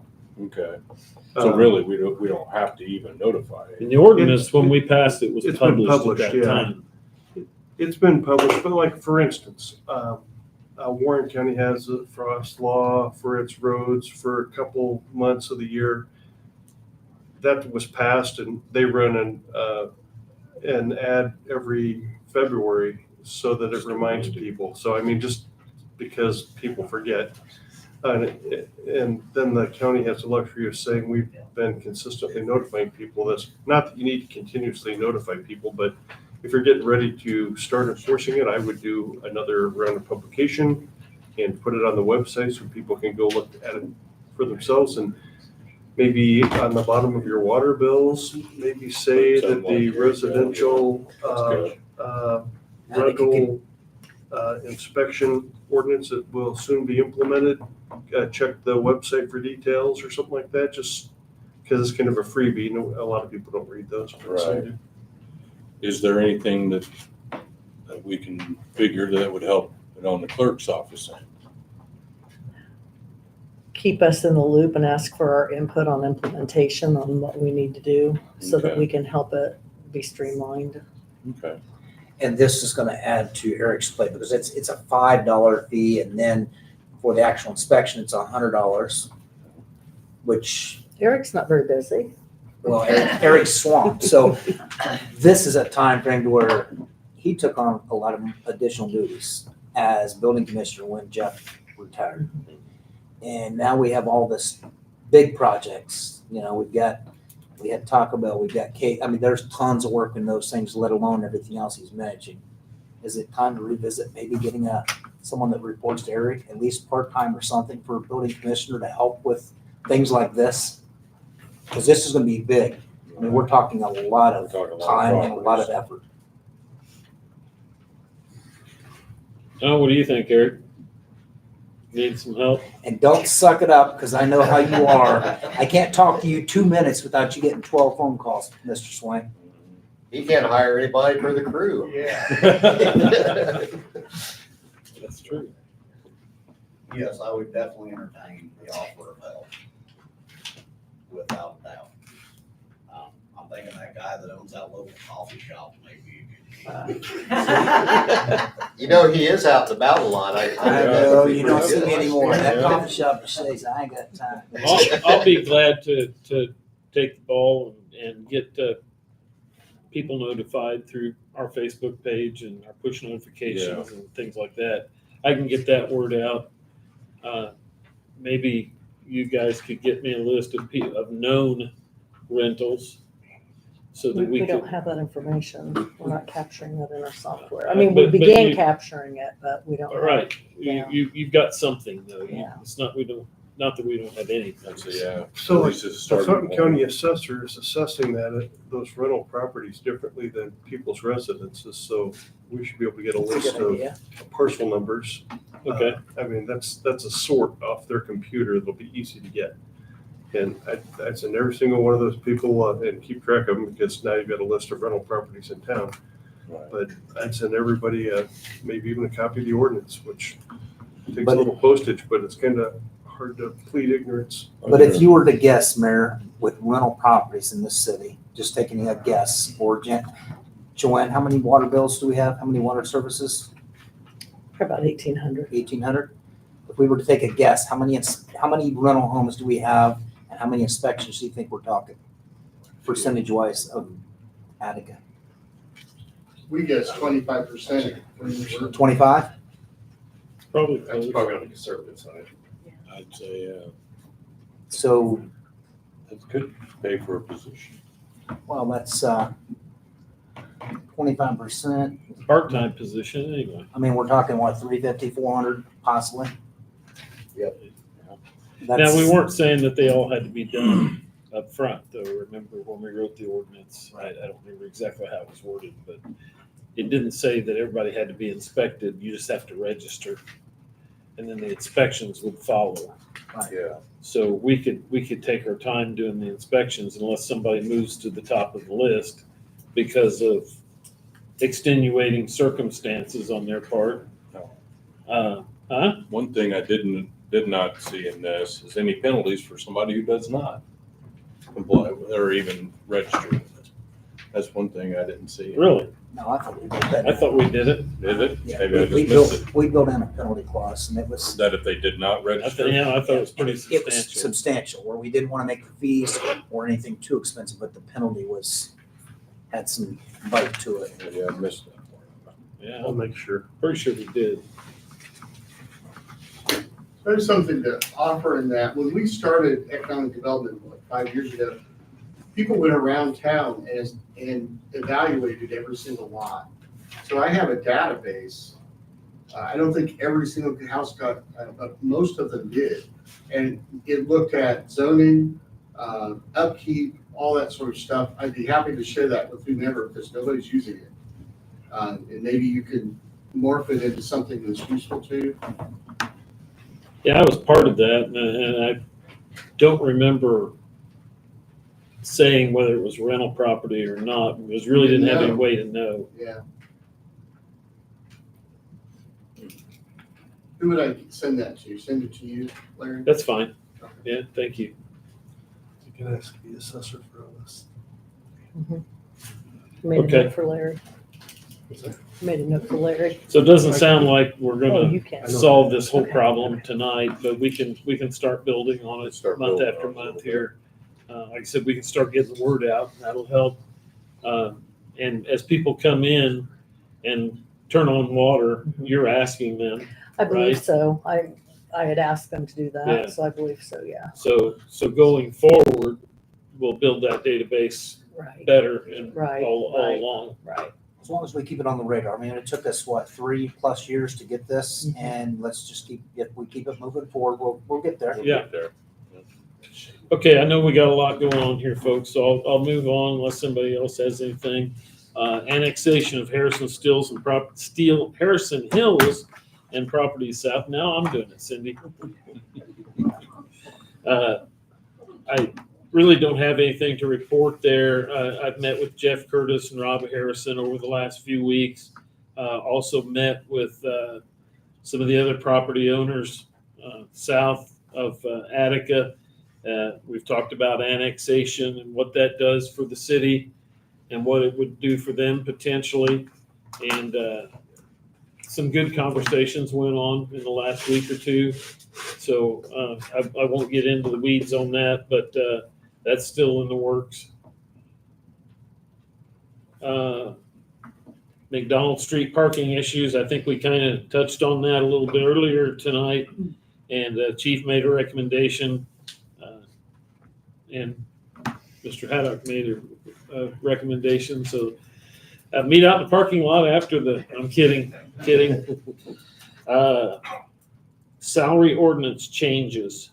I think Mr. Bars might have some information on that. Part of that is the police longevity pay.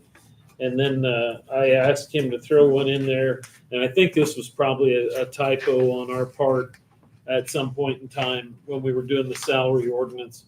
But in the parks program, the lead person down there, what's the name? What do they call them, Joanne? It wasn't. I think it was just the lead counselor. Yeah, the Lead director counselor and the lead is paid the counselor. same as the rest of the counselors. And always before, we went back and looked today, and it looks like 3 years ago, they were paid somewhere between the normal counselor and the director. So I propose that we raise the lead counselor up by about $2. It takes them to $18.50 an hour. And that, I think they're paid 16 and change right now. So it puts them, it's not quite at the middle between the two, but I think the lead counselor should make more than everybody else is making. Is that, what is a lead counselor? We did not have that. The lead counselor typically takes the place of the director. If they're not there, they also take more responsibility on. Okay, I'm asking this, so, I'm just throwing this out there. When I was a counselor, and I did it for many, many years, Jenny was my boss. I didn't have anybody else. It was Jenny. So we've created another position that we're paying somebody else more for. I feel like if Well, Ginny, that position was listed in the salary ordinance as lead counselor. So that was done several years ago. The I lead guess, is there a counselor reason that we position. have that position? I mean, other than like, was it because Ginny had been there and we basically kind of split that her salary up between, you know what I'm saying? I know, I can't answer that. I can't answer when we created the position of the lead counselor. I just know that I was told that person has more responsibility than the rest of the counselors. They're in charge if the director is not there. And it's kind of hard to ask somebody to be in charge when the director's not there if you're not going to pay them more. And we had been paying them more for at least a couple of years. Okay. I've got those records here tonight, and I can share them with you. But for some reason, that extra pay just dropped off the sheet, and they got thrown in with the rest of the counselors. And I guess just one question, and I don't want to drag this out. Eric, do you have anybody that's making less than $18.50 an hour? The part-time employees. Just curious, because I know what we did for the park director and this. We take that into.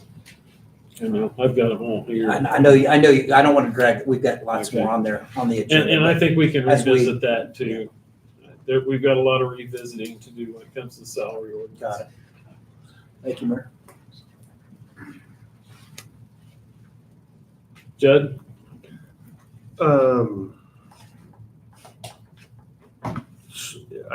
So the changes, the merit changes were $1,000 per year for each year of active service, complete year, up to 10 years, and $500 per year per certification, as approved by the chief. So that Ingrid drafted this, and when I looked at it, I said, what if I go get certified for landmines? And you're like, we don't need anybody certified for landmines. And they're just out looking for things to get certified in. So the chief's got to approve what they're certified in, so you're not getting oddball certifications. But which shall not exceed $1,000 per year, regardless of the number of certifications they obtain. Now, would they have to maintain those certifications year after year? They lose that? Yeah, if they were to lose that certification, then that drops off. For the next year. So in the following year, that wouldn't be one of their certifications that would count toward the head count. And you're talking like FTO, firearm certified? Firearms, FTO, EVO, hazmat, special ops, any of those types of things. We're one of the few departments in the Pike County area that has certified enough individuals and sent them to the training to run pretty self-sufficient. We're working on getting an EVO instructor. At that point in time, we handle all of our annual training in-house. Good. It's a big savings. Nice. And then your park program lead assistant line item. Those were the two changes. Merit pay and park assistant. I make a motion that we approve ordinance number 2024-0610 regarding B regarding salary ordinance. Have a second? I'll second it. Have a motion and a second. All in favor? Aye. Opposed? Motion carries unanimously. And may I renumber the first ordinance that you passed on vacating part of High Street as A, because it's going to get recorded. So Okay. there needs to be a motion, and that needs to be in the minutes. We would make a motion to designate the street resolution or ordinance to A. Yes. I'll make that motion. A motion, have a second. Second. All in favor? Aye. Motion passes. Okay. You ever make that? Dwayne made it. Who seconded it? I did. Thank you, Rhonda. Rhonda. Okay. And just a little editorial, I know Eric talked about salary And that's really coming to a head a lot. I know Joanne's folks are in the same boat. And so we really need to think about that and revisit that moving forward here. And hopefully we can do that before September. So it's something to think about. I know Eric's having trouble hiring people. We've had trouble hiring people at Purdue the same way. It's tough all the way around. Good catch. Thank you. Thank you. New business, cemetery rate increase. And I sent this out to everybody ahead of time. I don't know, junior council members, did you get a copy of that? No. I didn't bring an extra copy either. Basically, I'll kind of go over it here. I mean, the cemetery is never going to make money. It's going to be, we're going to lose money on it every year, but we haven't raised since 2020, I believe, or excuse me, 2000. Yeah, 2008, I think, is what Yeah. you sent. Yeah. I think I've got a copy of that here.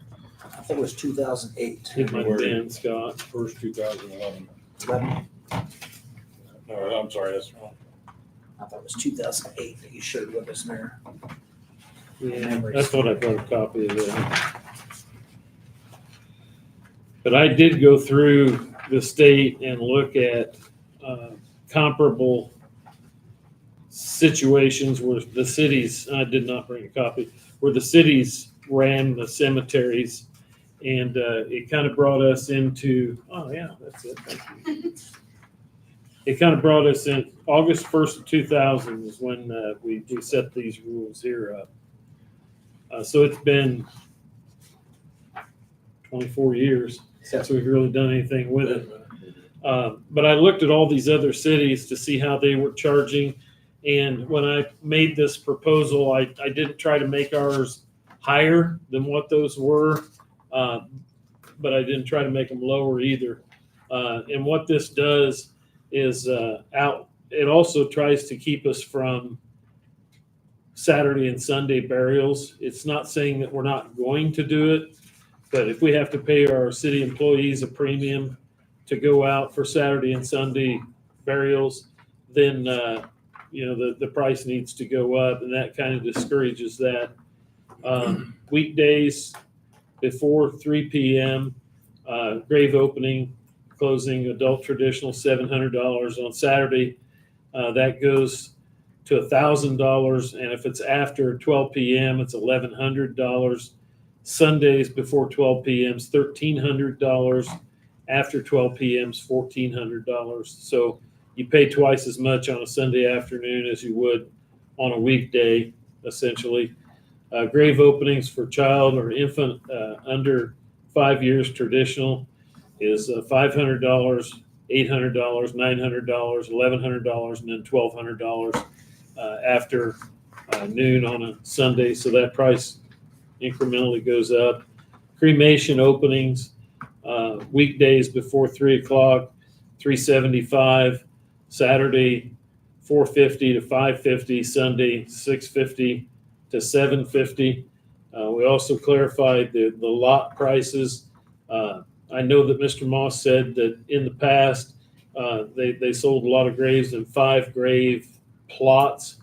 Why that was done, I have no idea. I talked to the girls in the clerk's office, said we haven't really done that in a long time. I have down here a single grave space at $700. A 2 grave lot is $1,300, and a 4 grave lot is $2,500. My reasoning there is if you're buying 5, you're typically not going to use that 5th one. There's a lot of them, including my families, that bought 5 and they've only used 4. Funerals are scheduled for cemetery arrival no later than 2 p.m. for safety reasons. So that means showing up at the cemetery by 2 to give us time for the funeral and the burial. All funerals after scheduled times listed above are scheduled to an additional $300 fee.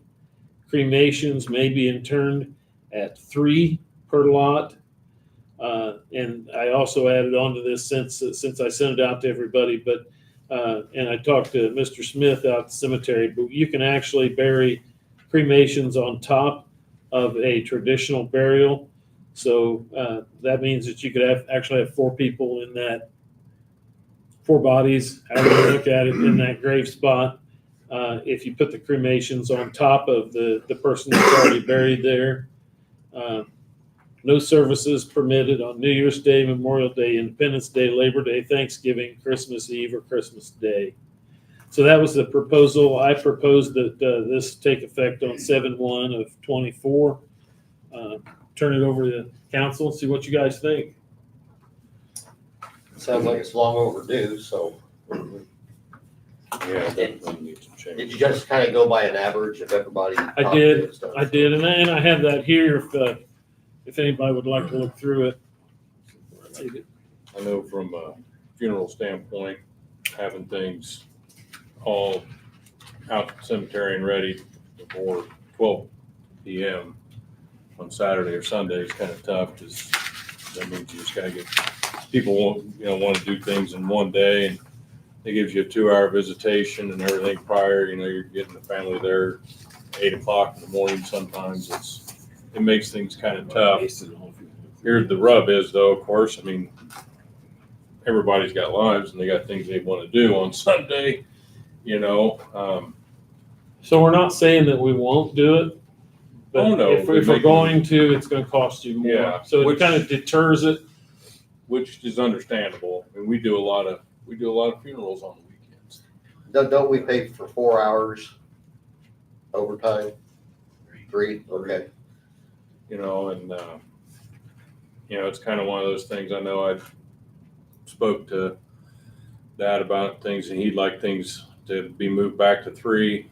I don't know if that's a good thing or not, to be honest with you. I mean, noon is kind of too soon. 3 seems too late. I think as far as the pricing goes, you've been very, very generous with what your pricing scale is. Like you said, funeral or cemeteries are not a big money maker. So Not at all. at all, yeah. If you go into larger cities and see them where they run them like a business, it's considerably more. So I think your pricing has been very generous, possibly more generous than I would have been. So, Well, like I said, I just kind of took an average of what comparable size cemeteries were that I found in Indiana and surrounding areas on the internet, and based it on that. I mean, this is something, personally I'm going to have to deal with, for a living, but it's hard for me to really find any fault in your logic of what you got and with it. Is it going to inconvenience funeral directors? Yeah. What about out of towners? Out of town funeral directors who want to come in and try to get their thing done by 3, by noon. And we're not saying we won't do it in the afternoon. You just pay more. It's just going to pay more. And I noticed the one here, and that's what I was gonna ask, because primarily you and Grady's are Yeah. using ours, and they've got Saturday 12 and after, but before 3. So if we put a clause in there where there's a additional step of whatever After 3, that after, should satisfy but everyone. I would think we make the cutoff Yeah. 2 o'clock or. And one thing that isn't brought up here, it's not necessarily, the funeral service, the funeral director itself. My guys basically can't bring the dump truck up there and the equipment until everybody has left that gravesite. So it's, it's not on your dad. Oh, no, anything no, like I that. understand. It's Yeah. usually the crowd that is there. Some of them want to stand there. Some of them even want to drink a beer while everything's coming. Oh, It's yeah. just, it's pure chaos. You don't have to go home, but you can't stay here. But my employees aren't able to do their thing until Oh, everybody's yes, left. I know. And I'm definitely sympathetic with that. You know, And we're very different because there's not many cities that own a cemetery. So we're very, very different than anybody else. You know, so I'm definitely supportive of that. Prices haven't changed in 24 years. But I would, the only thing, and it does affect Nathan and family business and the Grady's and everything else. So I would say we flex maybe the wording on the ones that say till 12, maybe to that one sheet that I seen there said up until, I'd think 2, not 3. and that's a very fair compromise. I mean, I could never ask for any more, really. Like I said, I think the pay's on. You definitely did your homework on that, and I thought you were much more generous than I would have been. Weekdays before 3 p.m. is what I have. I think it was the weekends you had, one of those examples that you had, which you just shared with us, had a Yeah. statement in there.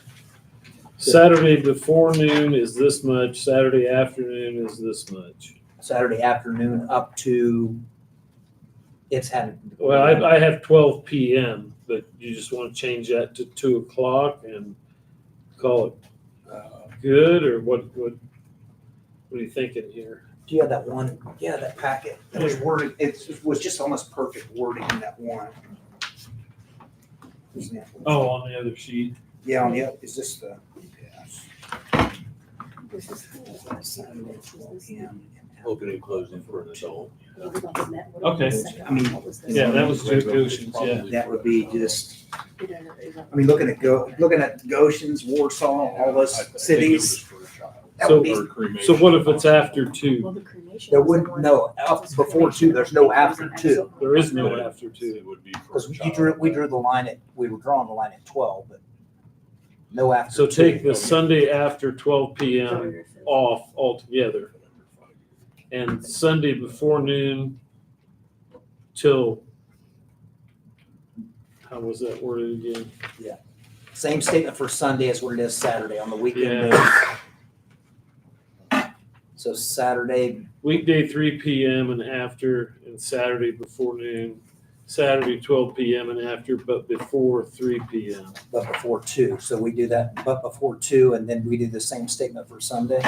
Yeah. All right. Other notes that I had were just that there needed to be just some slight clarification.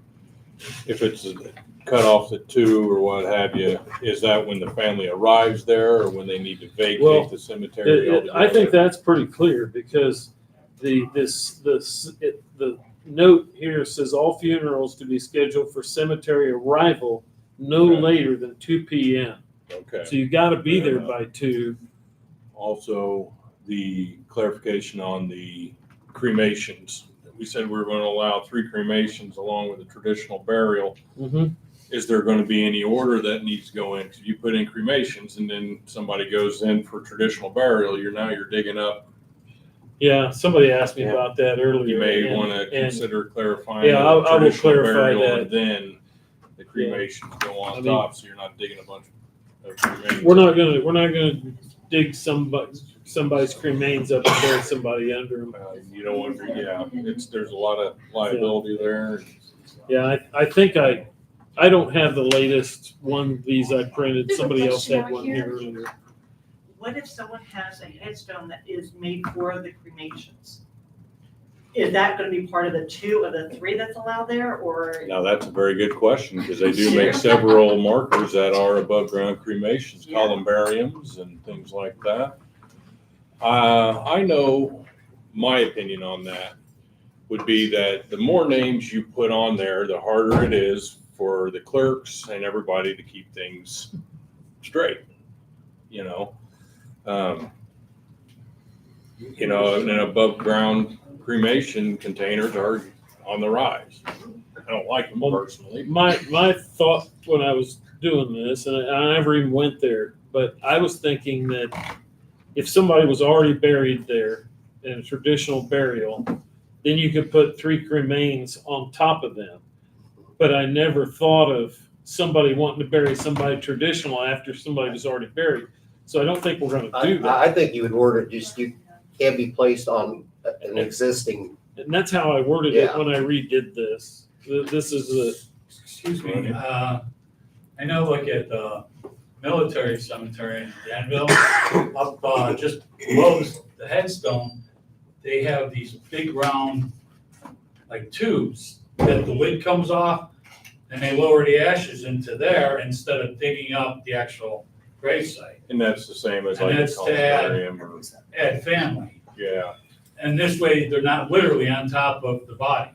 Well, the big problem I think with that, they make these columbariums that you can put 4 to 6 people on a single grave, and that's okay, but it just makes it really hard for the clerks and people to keep track of, some cemeteries I was allow just up to 8 saying, for people the on a 3 grave. that you're allowing, if you put that in, the 3 can still be lowered into that, and then you still can bury. Yeah, it's not a question of space. If you wanted to get crazy, you could put 16 people on a grave, you just keep digging down. And then you put an above ground structure and you can, what are you gonna do? Then you got 20 people on a grave. Right. It's just a matter of keeping that, you get so many Post-it notes on a single grave space where you got so more and more people getting added to it, there's just gotta be a limit to it. Well, it wasn't so much the limit, it was just the idea, we were talking about having to re-dig up a body, If it was like, let's say somebody was cremated and buried, and now mom passes and she wants to be buried on that grave, now you gotta exhume And we're not gonna do that. Yeah, it gets dicey. Well, that's why I was gonna just suggest a So- tube at the top, and then you can still bury the standard. Now, here's another good question. What about people, are we just allowing the 3 period? Let's say mom passes and she has one of her son's ashes that goes into the casket with her. Would that count towards 1? Dogs, I don't know. Let's not even look, we've had enough of the animals tonight. Yeah, I got like 3 Well, dogs. I was, honestly, Nate, I wasn't thinking, I know a guy that can help you get those in the ground. I wasn't thinking the number of people as much as I was spaces. And, I suppose if somebody has cremains buried in a casket with them,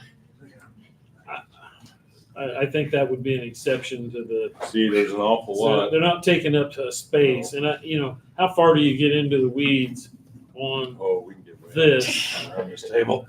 But here's my proposal. I'll go in and make the changes that you guys suggested here tonight, and I'll send them back out to the council, and we'll revisit this at next month's meeting. I guess this has a clause, Mayor, if we put at the bottom, exceptions to be entertained or something that kind of catches all these other scenarios in the weeds that way we.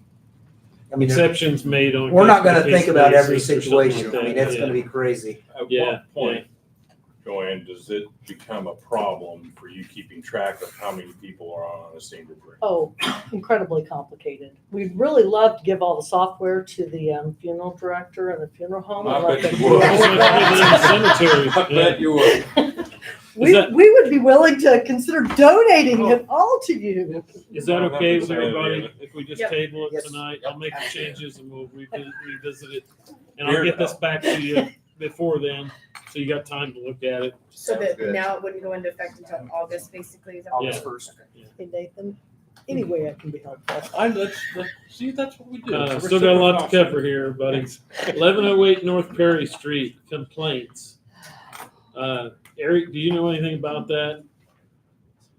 There's still 1108 North Perry Street. I think there's still a foundation there where there was a house torn down and it's still quite a mess. I believe, as far as I know, I don't get anything ever get served to Kenny Bradbury, because I believe the property was still in his mom and dad's name. It says Kenny and Mary Bradbury. So it's in his name, or was his dad named Kenny too? That's his parents, yes. Okay, so is, Both deceased. I was thinking, and maybe Mallory might be the one to ask, because I think she had done some research on how to get, because wasn't there an issue with getting him served with some papers? Yes. On it, and he had kept switching addresses.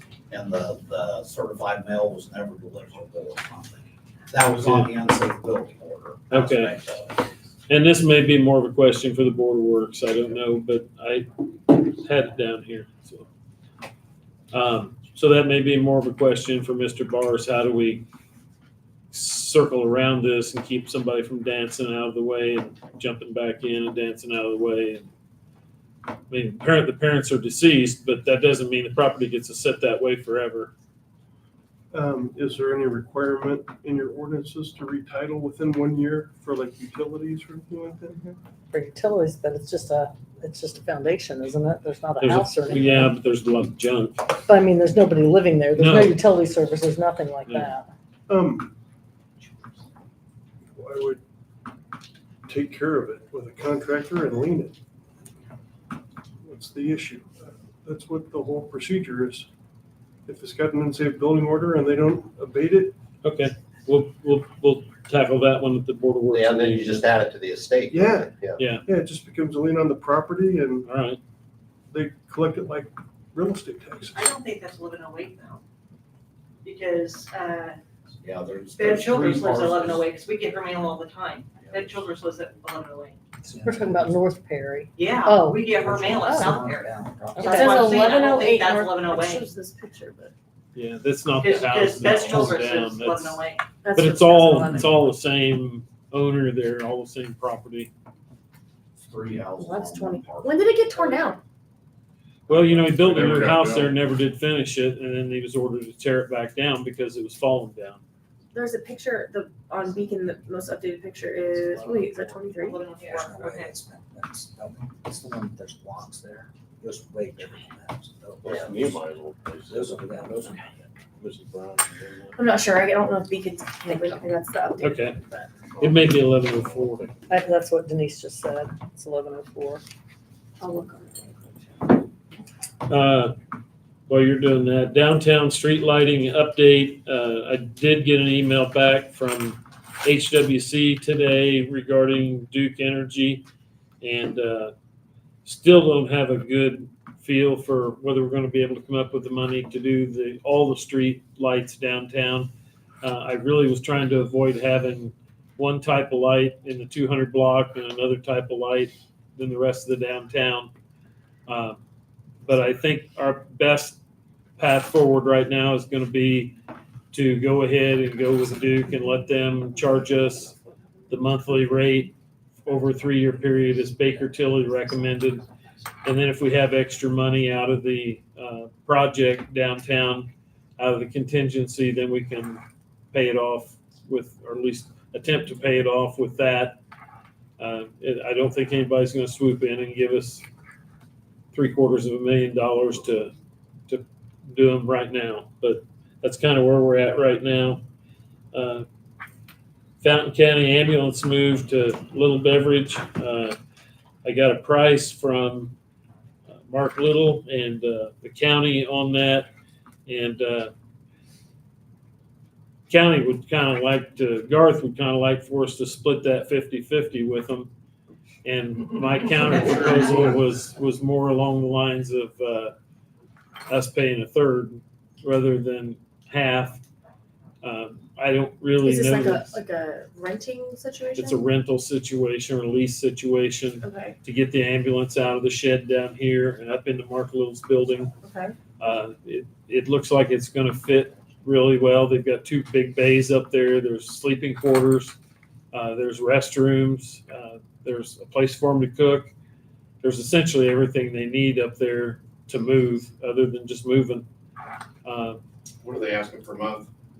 $3,700, Do we currently pay anything right and that now? includes all utilities too, which is good. Do we currently pay anything right now to have them down there? Well, we own that building, but we're paying the utilities down there. And we've put money into it because they've had electrical issues and I air just conditioning. I just had to have air conditioner worked on here a couple of weeks ago down there. Between that and being trapped on the other side of the tracks, Yeah. you know, and I everything mean, else. I think it behooves the city to show an interest in it, even though the county runs the ambulance service. It's not really ours, but it behooves us to show some interest in it. And I thought if we could move them out down there, and if we would agree to pay $1,000 to $1,200 a month of their rent up there, that would be about a third. So it's kind of where I'm at on it. Well, if we're renting, then more than likely, if there's any issues with electrical or anything like that, that would be. It is. They're going to take care of that. They're going to take care of the utilities, gas, lights, everything for that. I got something I gotta say. I bit my tongue for many years on this. The county legally has to provide an ambulance service, legally. And they are. They have to. Yeah. I do believe that we need one here in town, okay? But the citizens are paying taxes to the county for the ambulance service. Then they're getting turned around and getting charged for the ambulance to pick them up. Plus now they're paying city taxes, which then they're gonna pay the rent. They're getting charged 3 times for one service. How is that fair? And then I gotta go for a grant. I'm not saying that you guys wouldn't help me by any means, but I have to go for a grant to do an add-on to my station because we are growing so much. They're just passing it on. They're passing it on because they don't want to pay the, I know how much money they have because I sit on Gateway and look at it. They literally have $8 million just sitting there. They can buy the whole damn building and renovate it. They have the money. They choose not to. They want to pass it on to smaller communities, which I'll be honest with you, we don't have the money. We can say we do, but we don't. We are tied up in this downtown project and other projects. We have a huge water project that's going to be coming on soon with the lead pipes. We have got to start being conservative with our money. I know I'm not in your budget anymore. I get that. But I have to speak my piece on this. I think we're trying to be taken advantage of by a county. I think you're making a point. Yeah. The only thing I could see is that if we do nothing, they're probably going to do nothing. They're probably going to be satisfied with the status quo as it is and have the one ambulance down here that's not in a good place in case there's a train across the track. Well, they're already not holding up to their end of the deal. They asked for a 4th ambulance to be staffed so it could be parked here every day. It's not. And it sits up in Petersburg. if they move it up here, if we move them up here, they are supposed to move that second ambulance up here with it. So we will have 2 ambulances in Attica instead of one. supposed to be a second ambulance. I think that if they want that. Here's to the happen- deal though, there's no place to house that second ambulance. But it's only 12-hour shift ambulance. So right now, if our ambulance goes out for it, now correct me if I'm wrong. If our ambulance goes out on a call and leaves Attica, they send an ambulance from Petersburg to Aylesworth Corner and they sit down there outdoors and wait. Yes, they do. They sit there. I've seen them. They sit there at Aylesworth Corner and wait for a call either here or Covington or wherever. They cannot put that second ambulance up here and have it sitting outdoors because you can't leave it sit and run 24/7. It has to be indoors and parked indoors. They've got nowhere to park it indoors right now. That's the dilemma that was presented to me.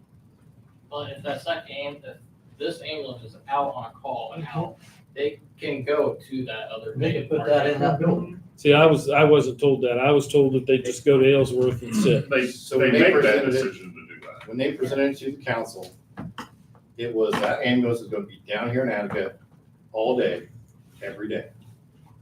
It's maybe here, not even a fourth of that. I can't tell you how many times we've had something happen at the store, we call an ambulance, and so is the fire department that comes. Oh, yeah. I'm not saying that they don't need to be here by any means.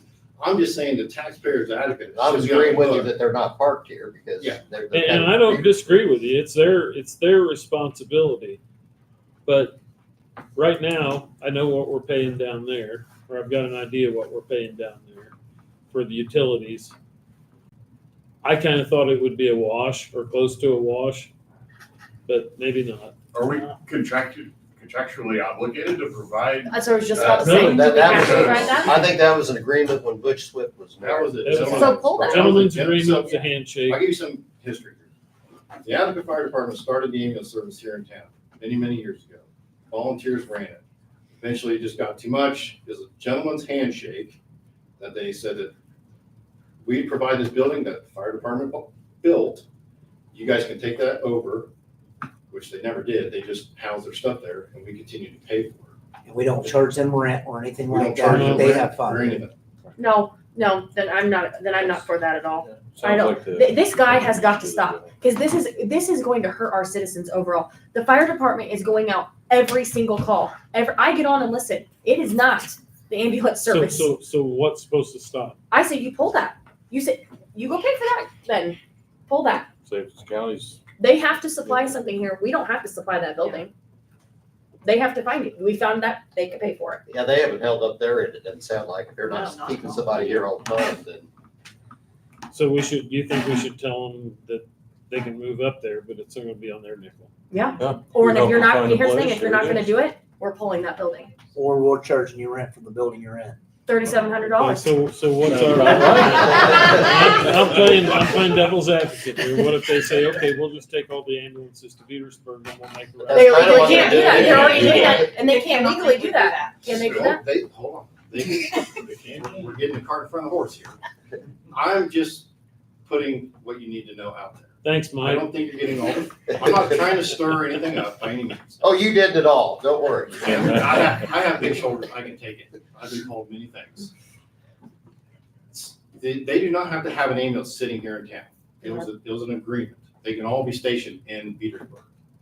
The county already owns the building, they built it, whatever.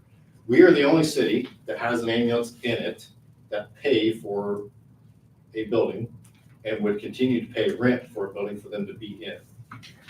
Does Covington have an ambulance? in it? No, but the mayor's trying to get one there, but they told him it's gonna cost X to even do it, and he didn't wanna do it. He didn't wanna pay that money. He feels like some do, that the ambulance should just be there because they are busy there. So. Yeah. And they have a lot of runs up here. They do. I just want you to have all the facts. I guess all I'm saying is that if I'm laying on the ground dying and that ambulance is in Petersburg, I'm gonna haunt you. Oh, no, the thing for, No, you're I not. agree. No, with you're the fire- That's the responder. thing, Mike's You're gonna gonna show have up. Mike He's right gonna there. show up. They're gonna show up because they care about what they're doing. Oh, I This guy does understand. not care. And we've had this discussion though for 3 or 4 years where we've said this, and it's terrifying to me thinking about the people in our community, family members, you, people that I love in this community are not getting service the way that they should. And it's all So because do you think if we do this though, we're gonna have better service? I think that if they wanna be somewhere and we're getting that building for free, we're gonna start charging rent. And that rent's gonna be very comparable to what they're gonna be paying up there. But we're Because still only gonna have one ambulance up here. not if they wanna go up there and pay $3,700. You only got one now? So We would have two if they move out there. That's what was promised to me. But what, okay, but here, is that gonna be in writing? Is that something that we can, is that, You can draw a You contract, can you hit it can right make now. a contract for anything. but are they gonna, what happens if they don't follow through with that? Who's gonna enforce that? Are you Yeah. gonna Well, enforce that's it? what I'm saying, like, Well, we could pull our how does that money. work? We could say we're not gonna We would- chip in on it. If we had a contract, we would provide for what happens if there's a breach. I mean, you would cover that in advance. You wouldn't want to figure that out after a breach. But we've known for quite some time that they were setting on, I thought the number was 5 million, now it's 8 million. They're sitting on a very fat fund, and we've got a lot going out, and I agree with the chief. We can't keep hitting the taxpayers, but we have a duty to our community. Oh, we do. To provide them services, and our fire department's amazing. And I don't know how many times that the ambulance is not available. And yes, there was an agreement where if they go to Lafayette, they go to Indy, then the other one comes up here, and you're right, it goes to Ellsworth Road. And that way they're in between in case they get a call either way. So. But those guys are in So my. the Attica, here's some numbers for you. The Attica ambulance alone covers 50% of the Fountain County run total. The ambulance station here? Yes, However, that's a padded number. because of that. Because they used to go to Petersburg up until 3 months ago and cover and take calls to Kingman, Covington, and everything else. Okay. So that number's probably skewed. But however,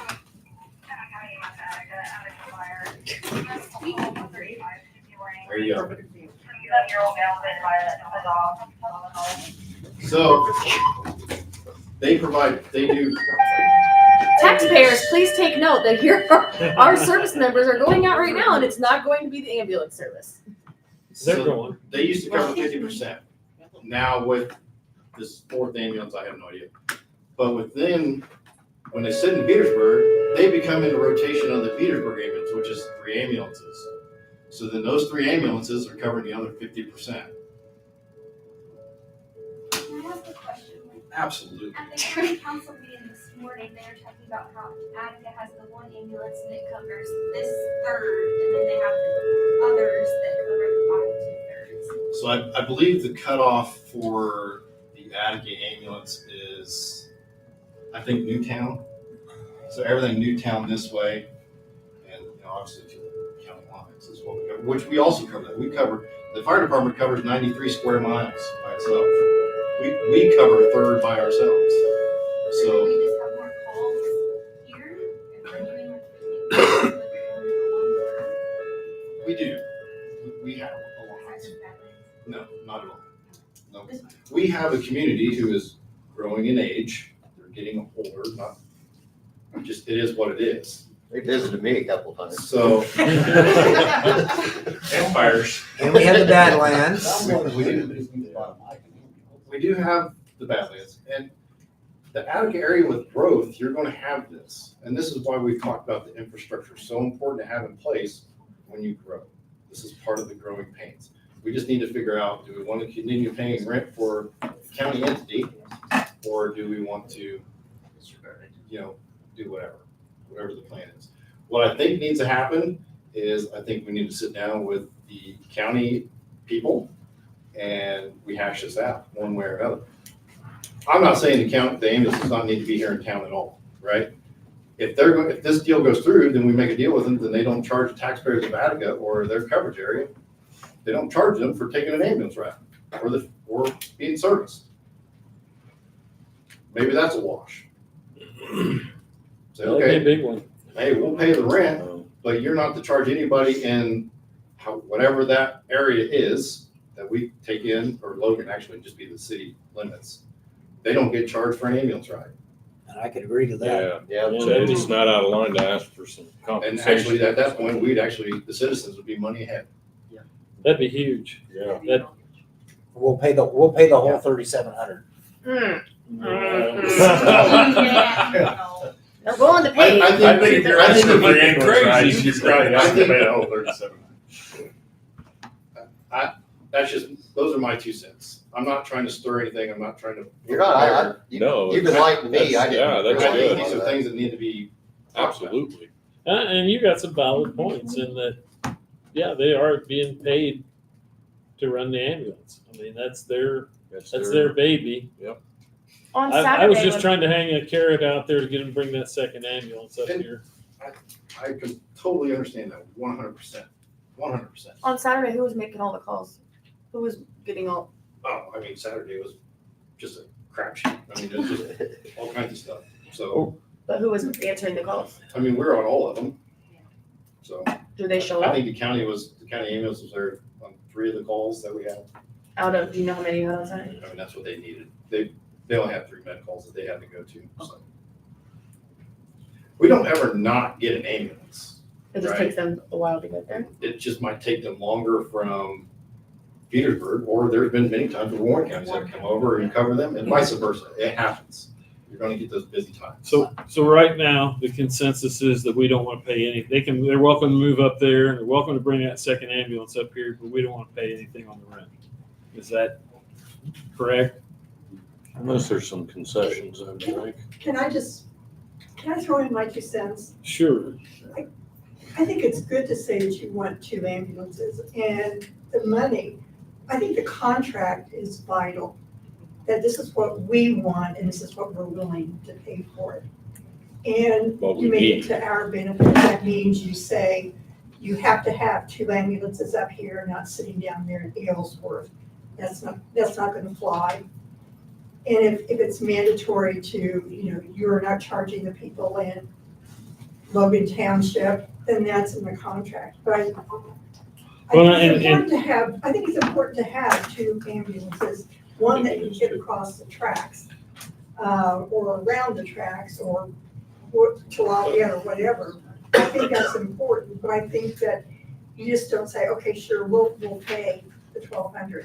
I think pay the $1,200 if in your contract You could put that into perspective. One ambulance run is about $1,200. I know this from experience here just recently. So that's only one ambulance run to them. Why, if I was running that ambulance, why would I say, yeah, everybody in Attica can have free ambulance rides for $1,200 a month? I'm The just numbers saying, just work out don't a add up. contract, just don't give them. I and say, understand. Okay, we're gonna do that, no problems. I think you need to start. You need it in saying, writing. Yes. But you see what I'm saying? If I was running the ambulance, there's no way I'd agree to that. But they shouldn't be paying they should be charging $1,200 if we're paying twice for it in taxes already. That you'll have to take that up with them. But that's what I'm But that's saying, what we're they charge already paying everybody. taxes. It's not just people in Attica. That's Right. everybody pays that. I've had to do it before. So but it wouldn't behoove them to say, oh, okay, if you're going to pay $1,200, we're going to let everybody in Attica have free ambulance rides, because they'd lose that on one ambulance Well, ride. even if it isn't free, you could set out. A okay, discounted rate or A something. discount or something. Yeah. To where the town's actually getting something out of it, actually paying that extra money. Well, it doesn't sound like we're going to solve this tonight, but I think the consensus is that we're going to tell them right now, we're not willing to pay without some concessions. There needs to be an Yeah. incentive, Yeah. because we're not getting that right now. Okay. Remediation of 200 block fuel tanks. I sent an email out to everybody on the council the other night. We're at $32,650 to remediate that down there. I told them to go ahead and move forward. I don't see that we had any choice but to get that out of there. IDEM will not let us build anything on that lot until that contamination is remediated and taken out of there. And I don't think that we want to tie that property up down there forever and not be able to build on it. So they're working on that right now. So just an update on that. Radar speed signs. I did go ahead and purchase 4. You should ask them to ratify the decision to enter into. Oh, okay. Can we get a vote to go ahead and ratify the decision that was made on the $32,650, I believe it was? I make a motion to ratify the decision made for the 200 block fuel tank removal remediation. Yeah, I'll second that. Have a motion, a second, all in favor? That was a time of the essence kind of thing. Yes, It was- absolutely. It picked up a week of Well, time it's by. gonna starting to hold up, the streetscape project, which is the penalties would have been far more than that with us holding up Here's everything the, else. So, here's the speed signs that were purchased. That's not the price. I managed to whittle them down a little bit. I got 4 of those signs for $12,400 with shipping. 2 of them to be put on Perry Street near the Bowl Diamond. 2 of them to be put out on Sycamore Street near the entrance to the school, since the elementary school is moving out there. McDonald Street? I figured you'd say that. Are they gonna be, they're solar, correct? They're solar. These are identical to the ones, if you've been through Shadeland. Yes. They're identical to those. I called the town of Shadeland, and that's where they got theirs. And they paid quite a bit more for them than we're paying for them. So I thought that was good too. Yeah. Good. I do like those there. Yeah, I think they they get your needed them. attention. Yeah. And You get I'm the not, triangle with the if explanation. these Every start time. working well and we get more money or get a grant or something, maybe we could buy more of them and put them some other places. I would like to leave the one at Allsop's that's there. There is no school sign on it. It's just a speed sign coming into town, and it's working again. I noticed that the other day. They told me that when the power went out the other day, it came back on, it reset itself. We'll get it back on. Also, the one up on 28 coming in by the old funeral home, I would propose that we take down, and I don't know whether that's our sign or the school sign that says school zone next to it. But That was a project with the state, if I remember right. take It the was school before sign, me, but yeah. take the school sign down, leave the speed sign there. Yep. It's working, and there's no reason to take it out, I don't think. Because we'll end up changing that speed limit there, right, once the school's gone, because it goes down to like 25. You can't change the speed limit. It has to be the The state. state is a state highway. That's state highway. Yeah, that's true. Anyway, that's what was bought.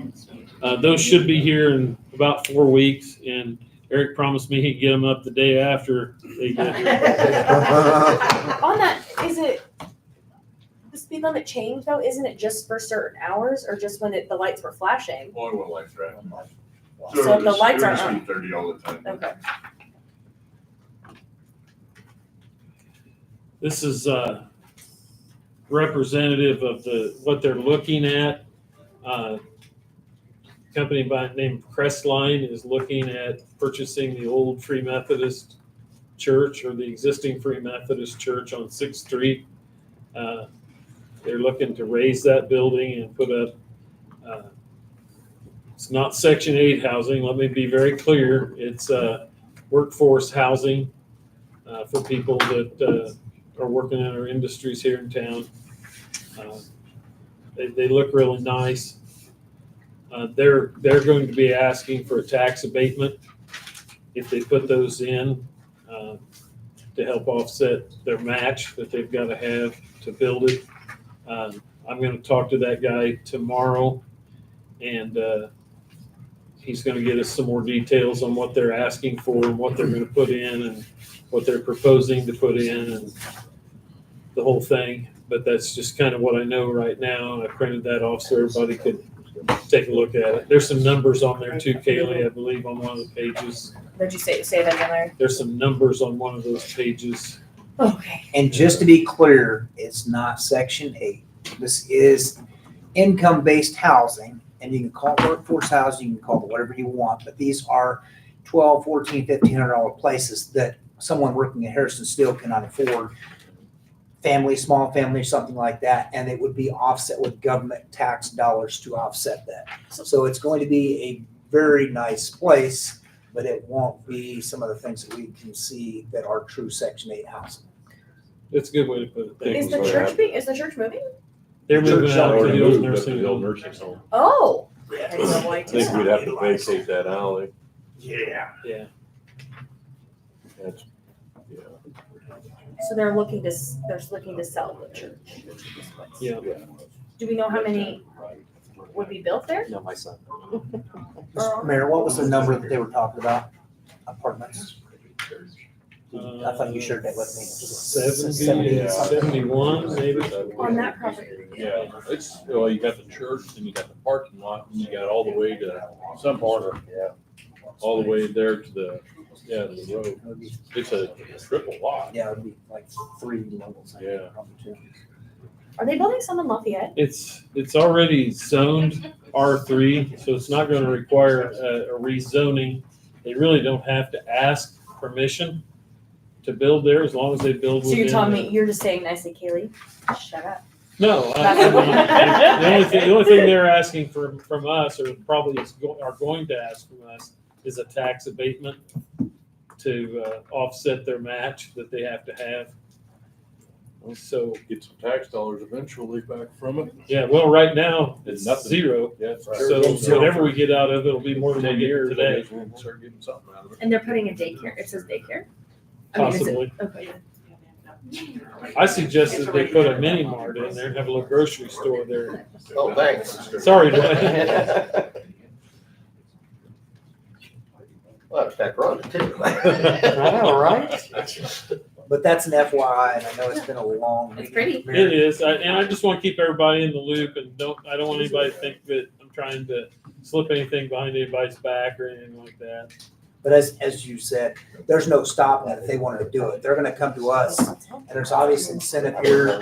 We've talked about the gap between housing development that Harrison's is looking at. It's 250 to 500,000. But we need homes or apartments that our employees can afford, our citizens can afford, that are nice, that will add value, and then that's gonna be additional taxpayers and people wanting services and eating here and, everything else, so, Okay, so I have a question. Can I ask a question? no. If it's workforce housing, does that mean that the people that move in have to pay X amount of rent and then the government or whoever picks up the difference? Or do they pay the whole rent? Because if they pay the whole rent, then No, that's. this Government's is, not going to pay. the government They is, won't pay the full this rent, they'll is- just protection. this is, you will have X based off your income, and the government will, and it goes through an approval process, well, they'll approve the additional. So it's basically making it to where someone working at Harrison's Vouchers. or Well, then it It's is. income fair. vouchers. It's- Two of income them. voucher. Two. Trying to think of the right word here so that it doesn't shake our community up. It's not Section 8 though. But And what's the if difference between that and Section 8? I'm just asking because I don't. So they have Section to 8, you don't stop. have to work. some of them is completely free. Section 8 is. So if let's say somebody doesn't, so if you don't have a job, you can't apply for that? So, yeah, so bottom line is, let's say, one of Eric's employees that make $20 an hour. They make X, they wanna move in there, their income is X, they could get a portion of their rent paid so that they could live there and live in a nicer place in our community. Which is nice. But I work at, say, McDonald's, so my income's less, so I'll have more subsidies that come in that provide that. That makes sense, but not, you have to have a job.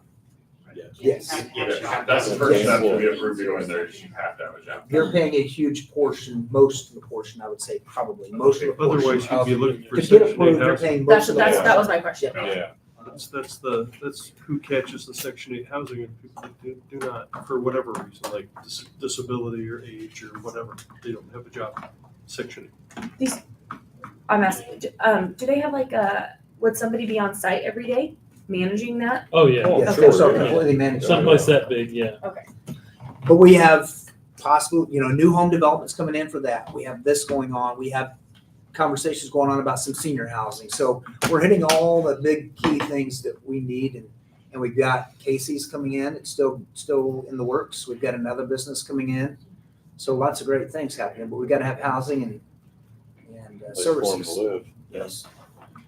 Uh, I just was waiting for you to say. Just a FYI, guy called me yesterday, that 709 South Perry, that we've talked about in the Board of Works meeting has sold.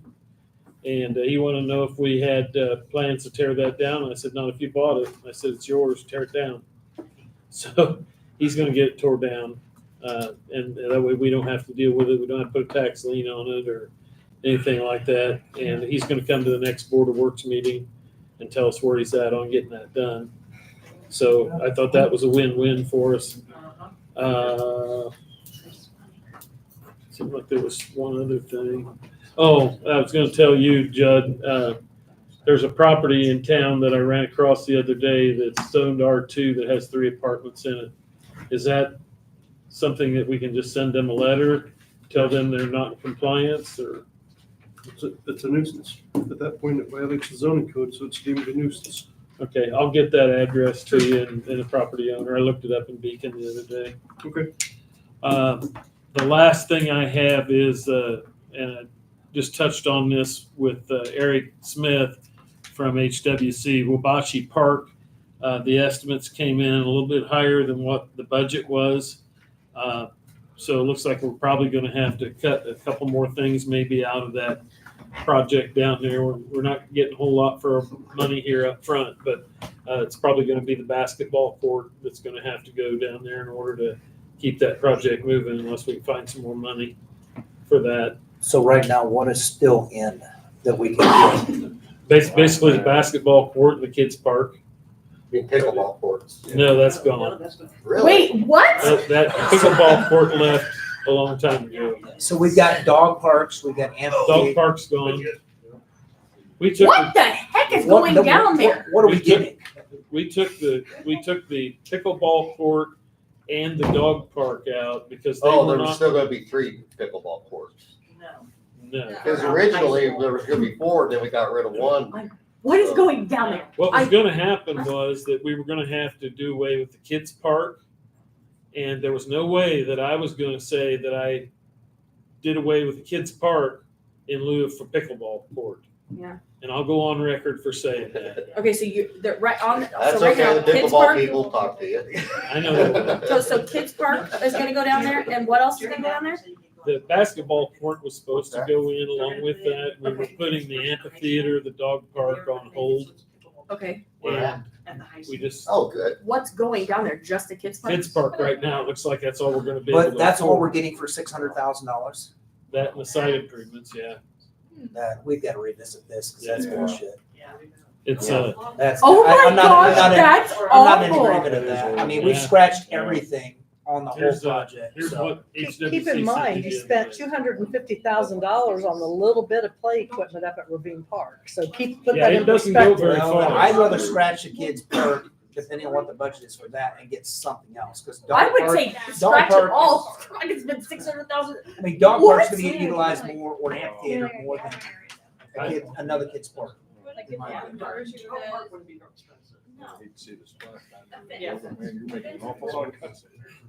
There's nothing left. There was like 8 things and there's one thing Well, left. I hate it because I know how many people we have playing pickleball up there. And now, and we're over budget. We're gonna have to pay for that.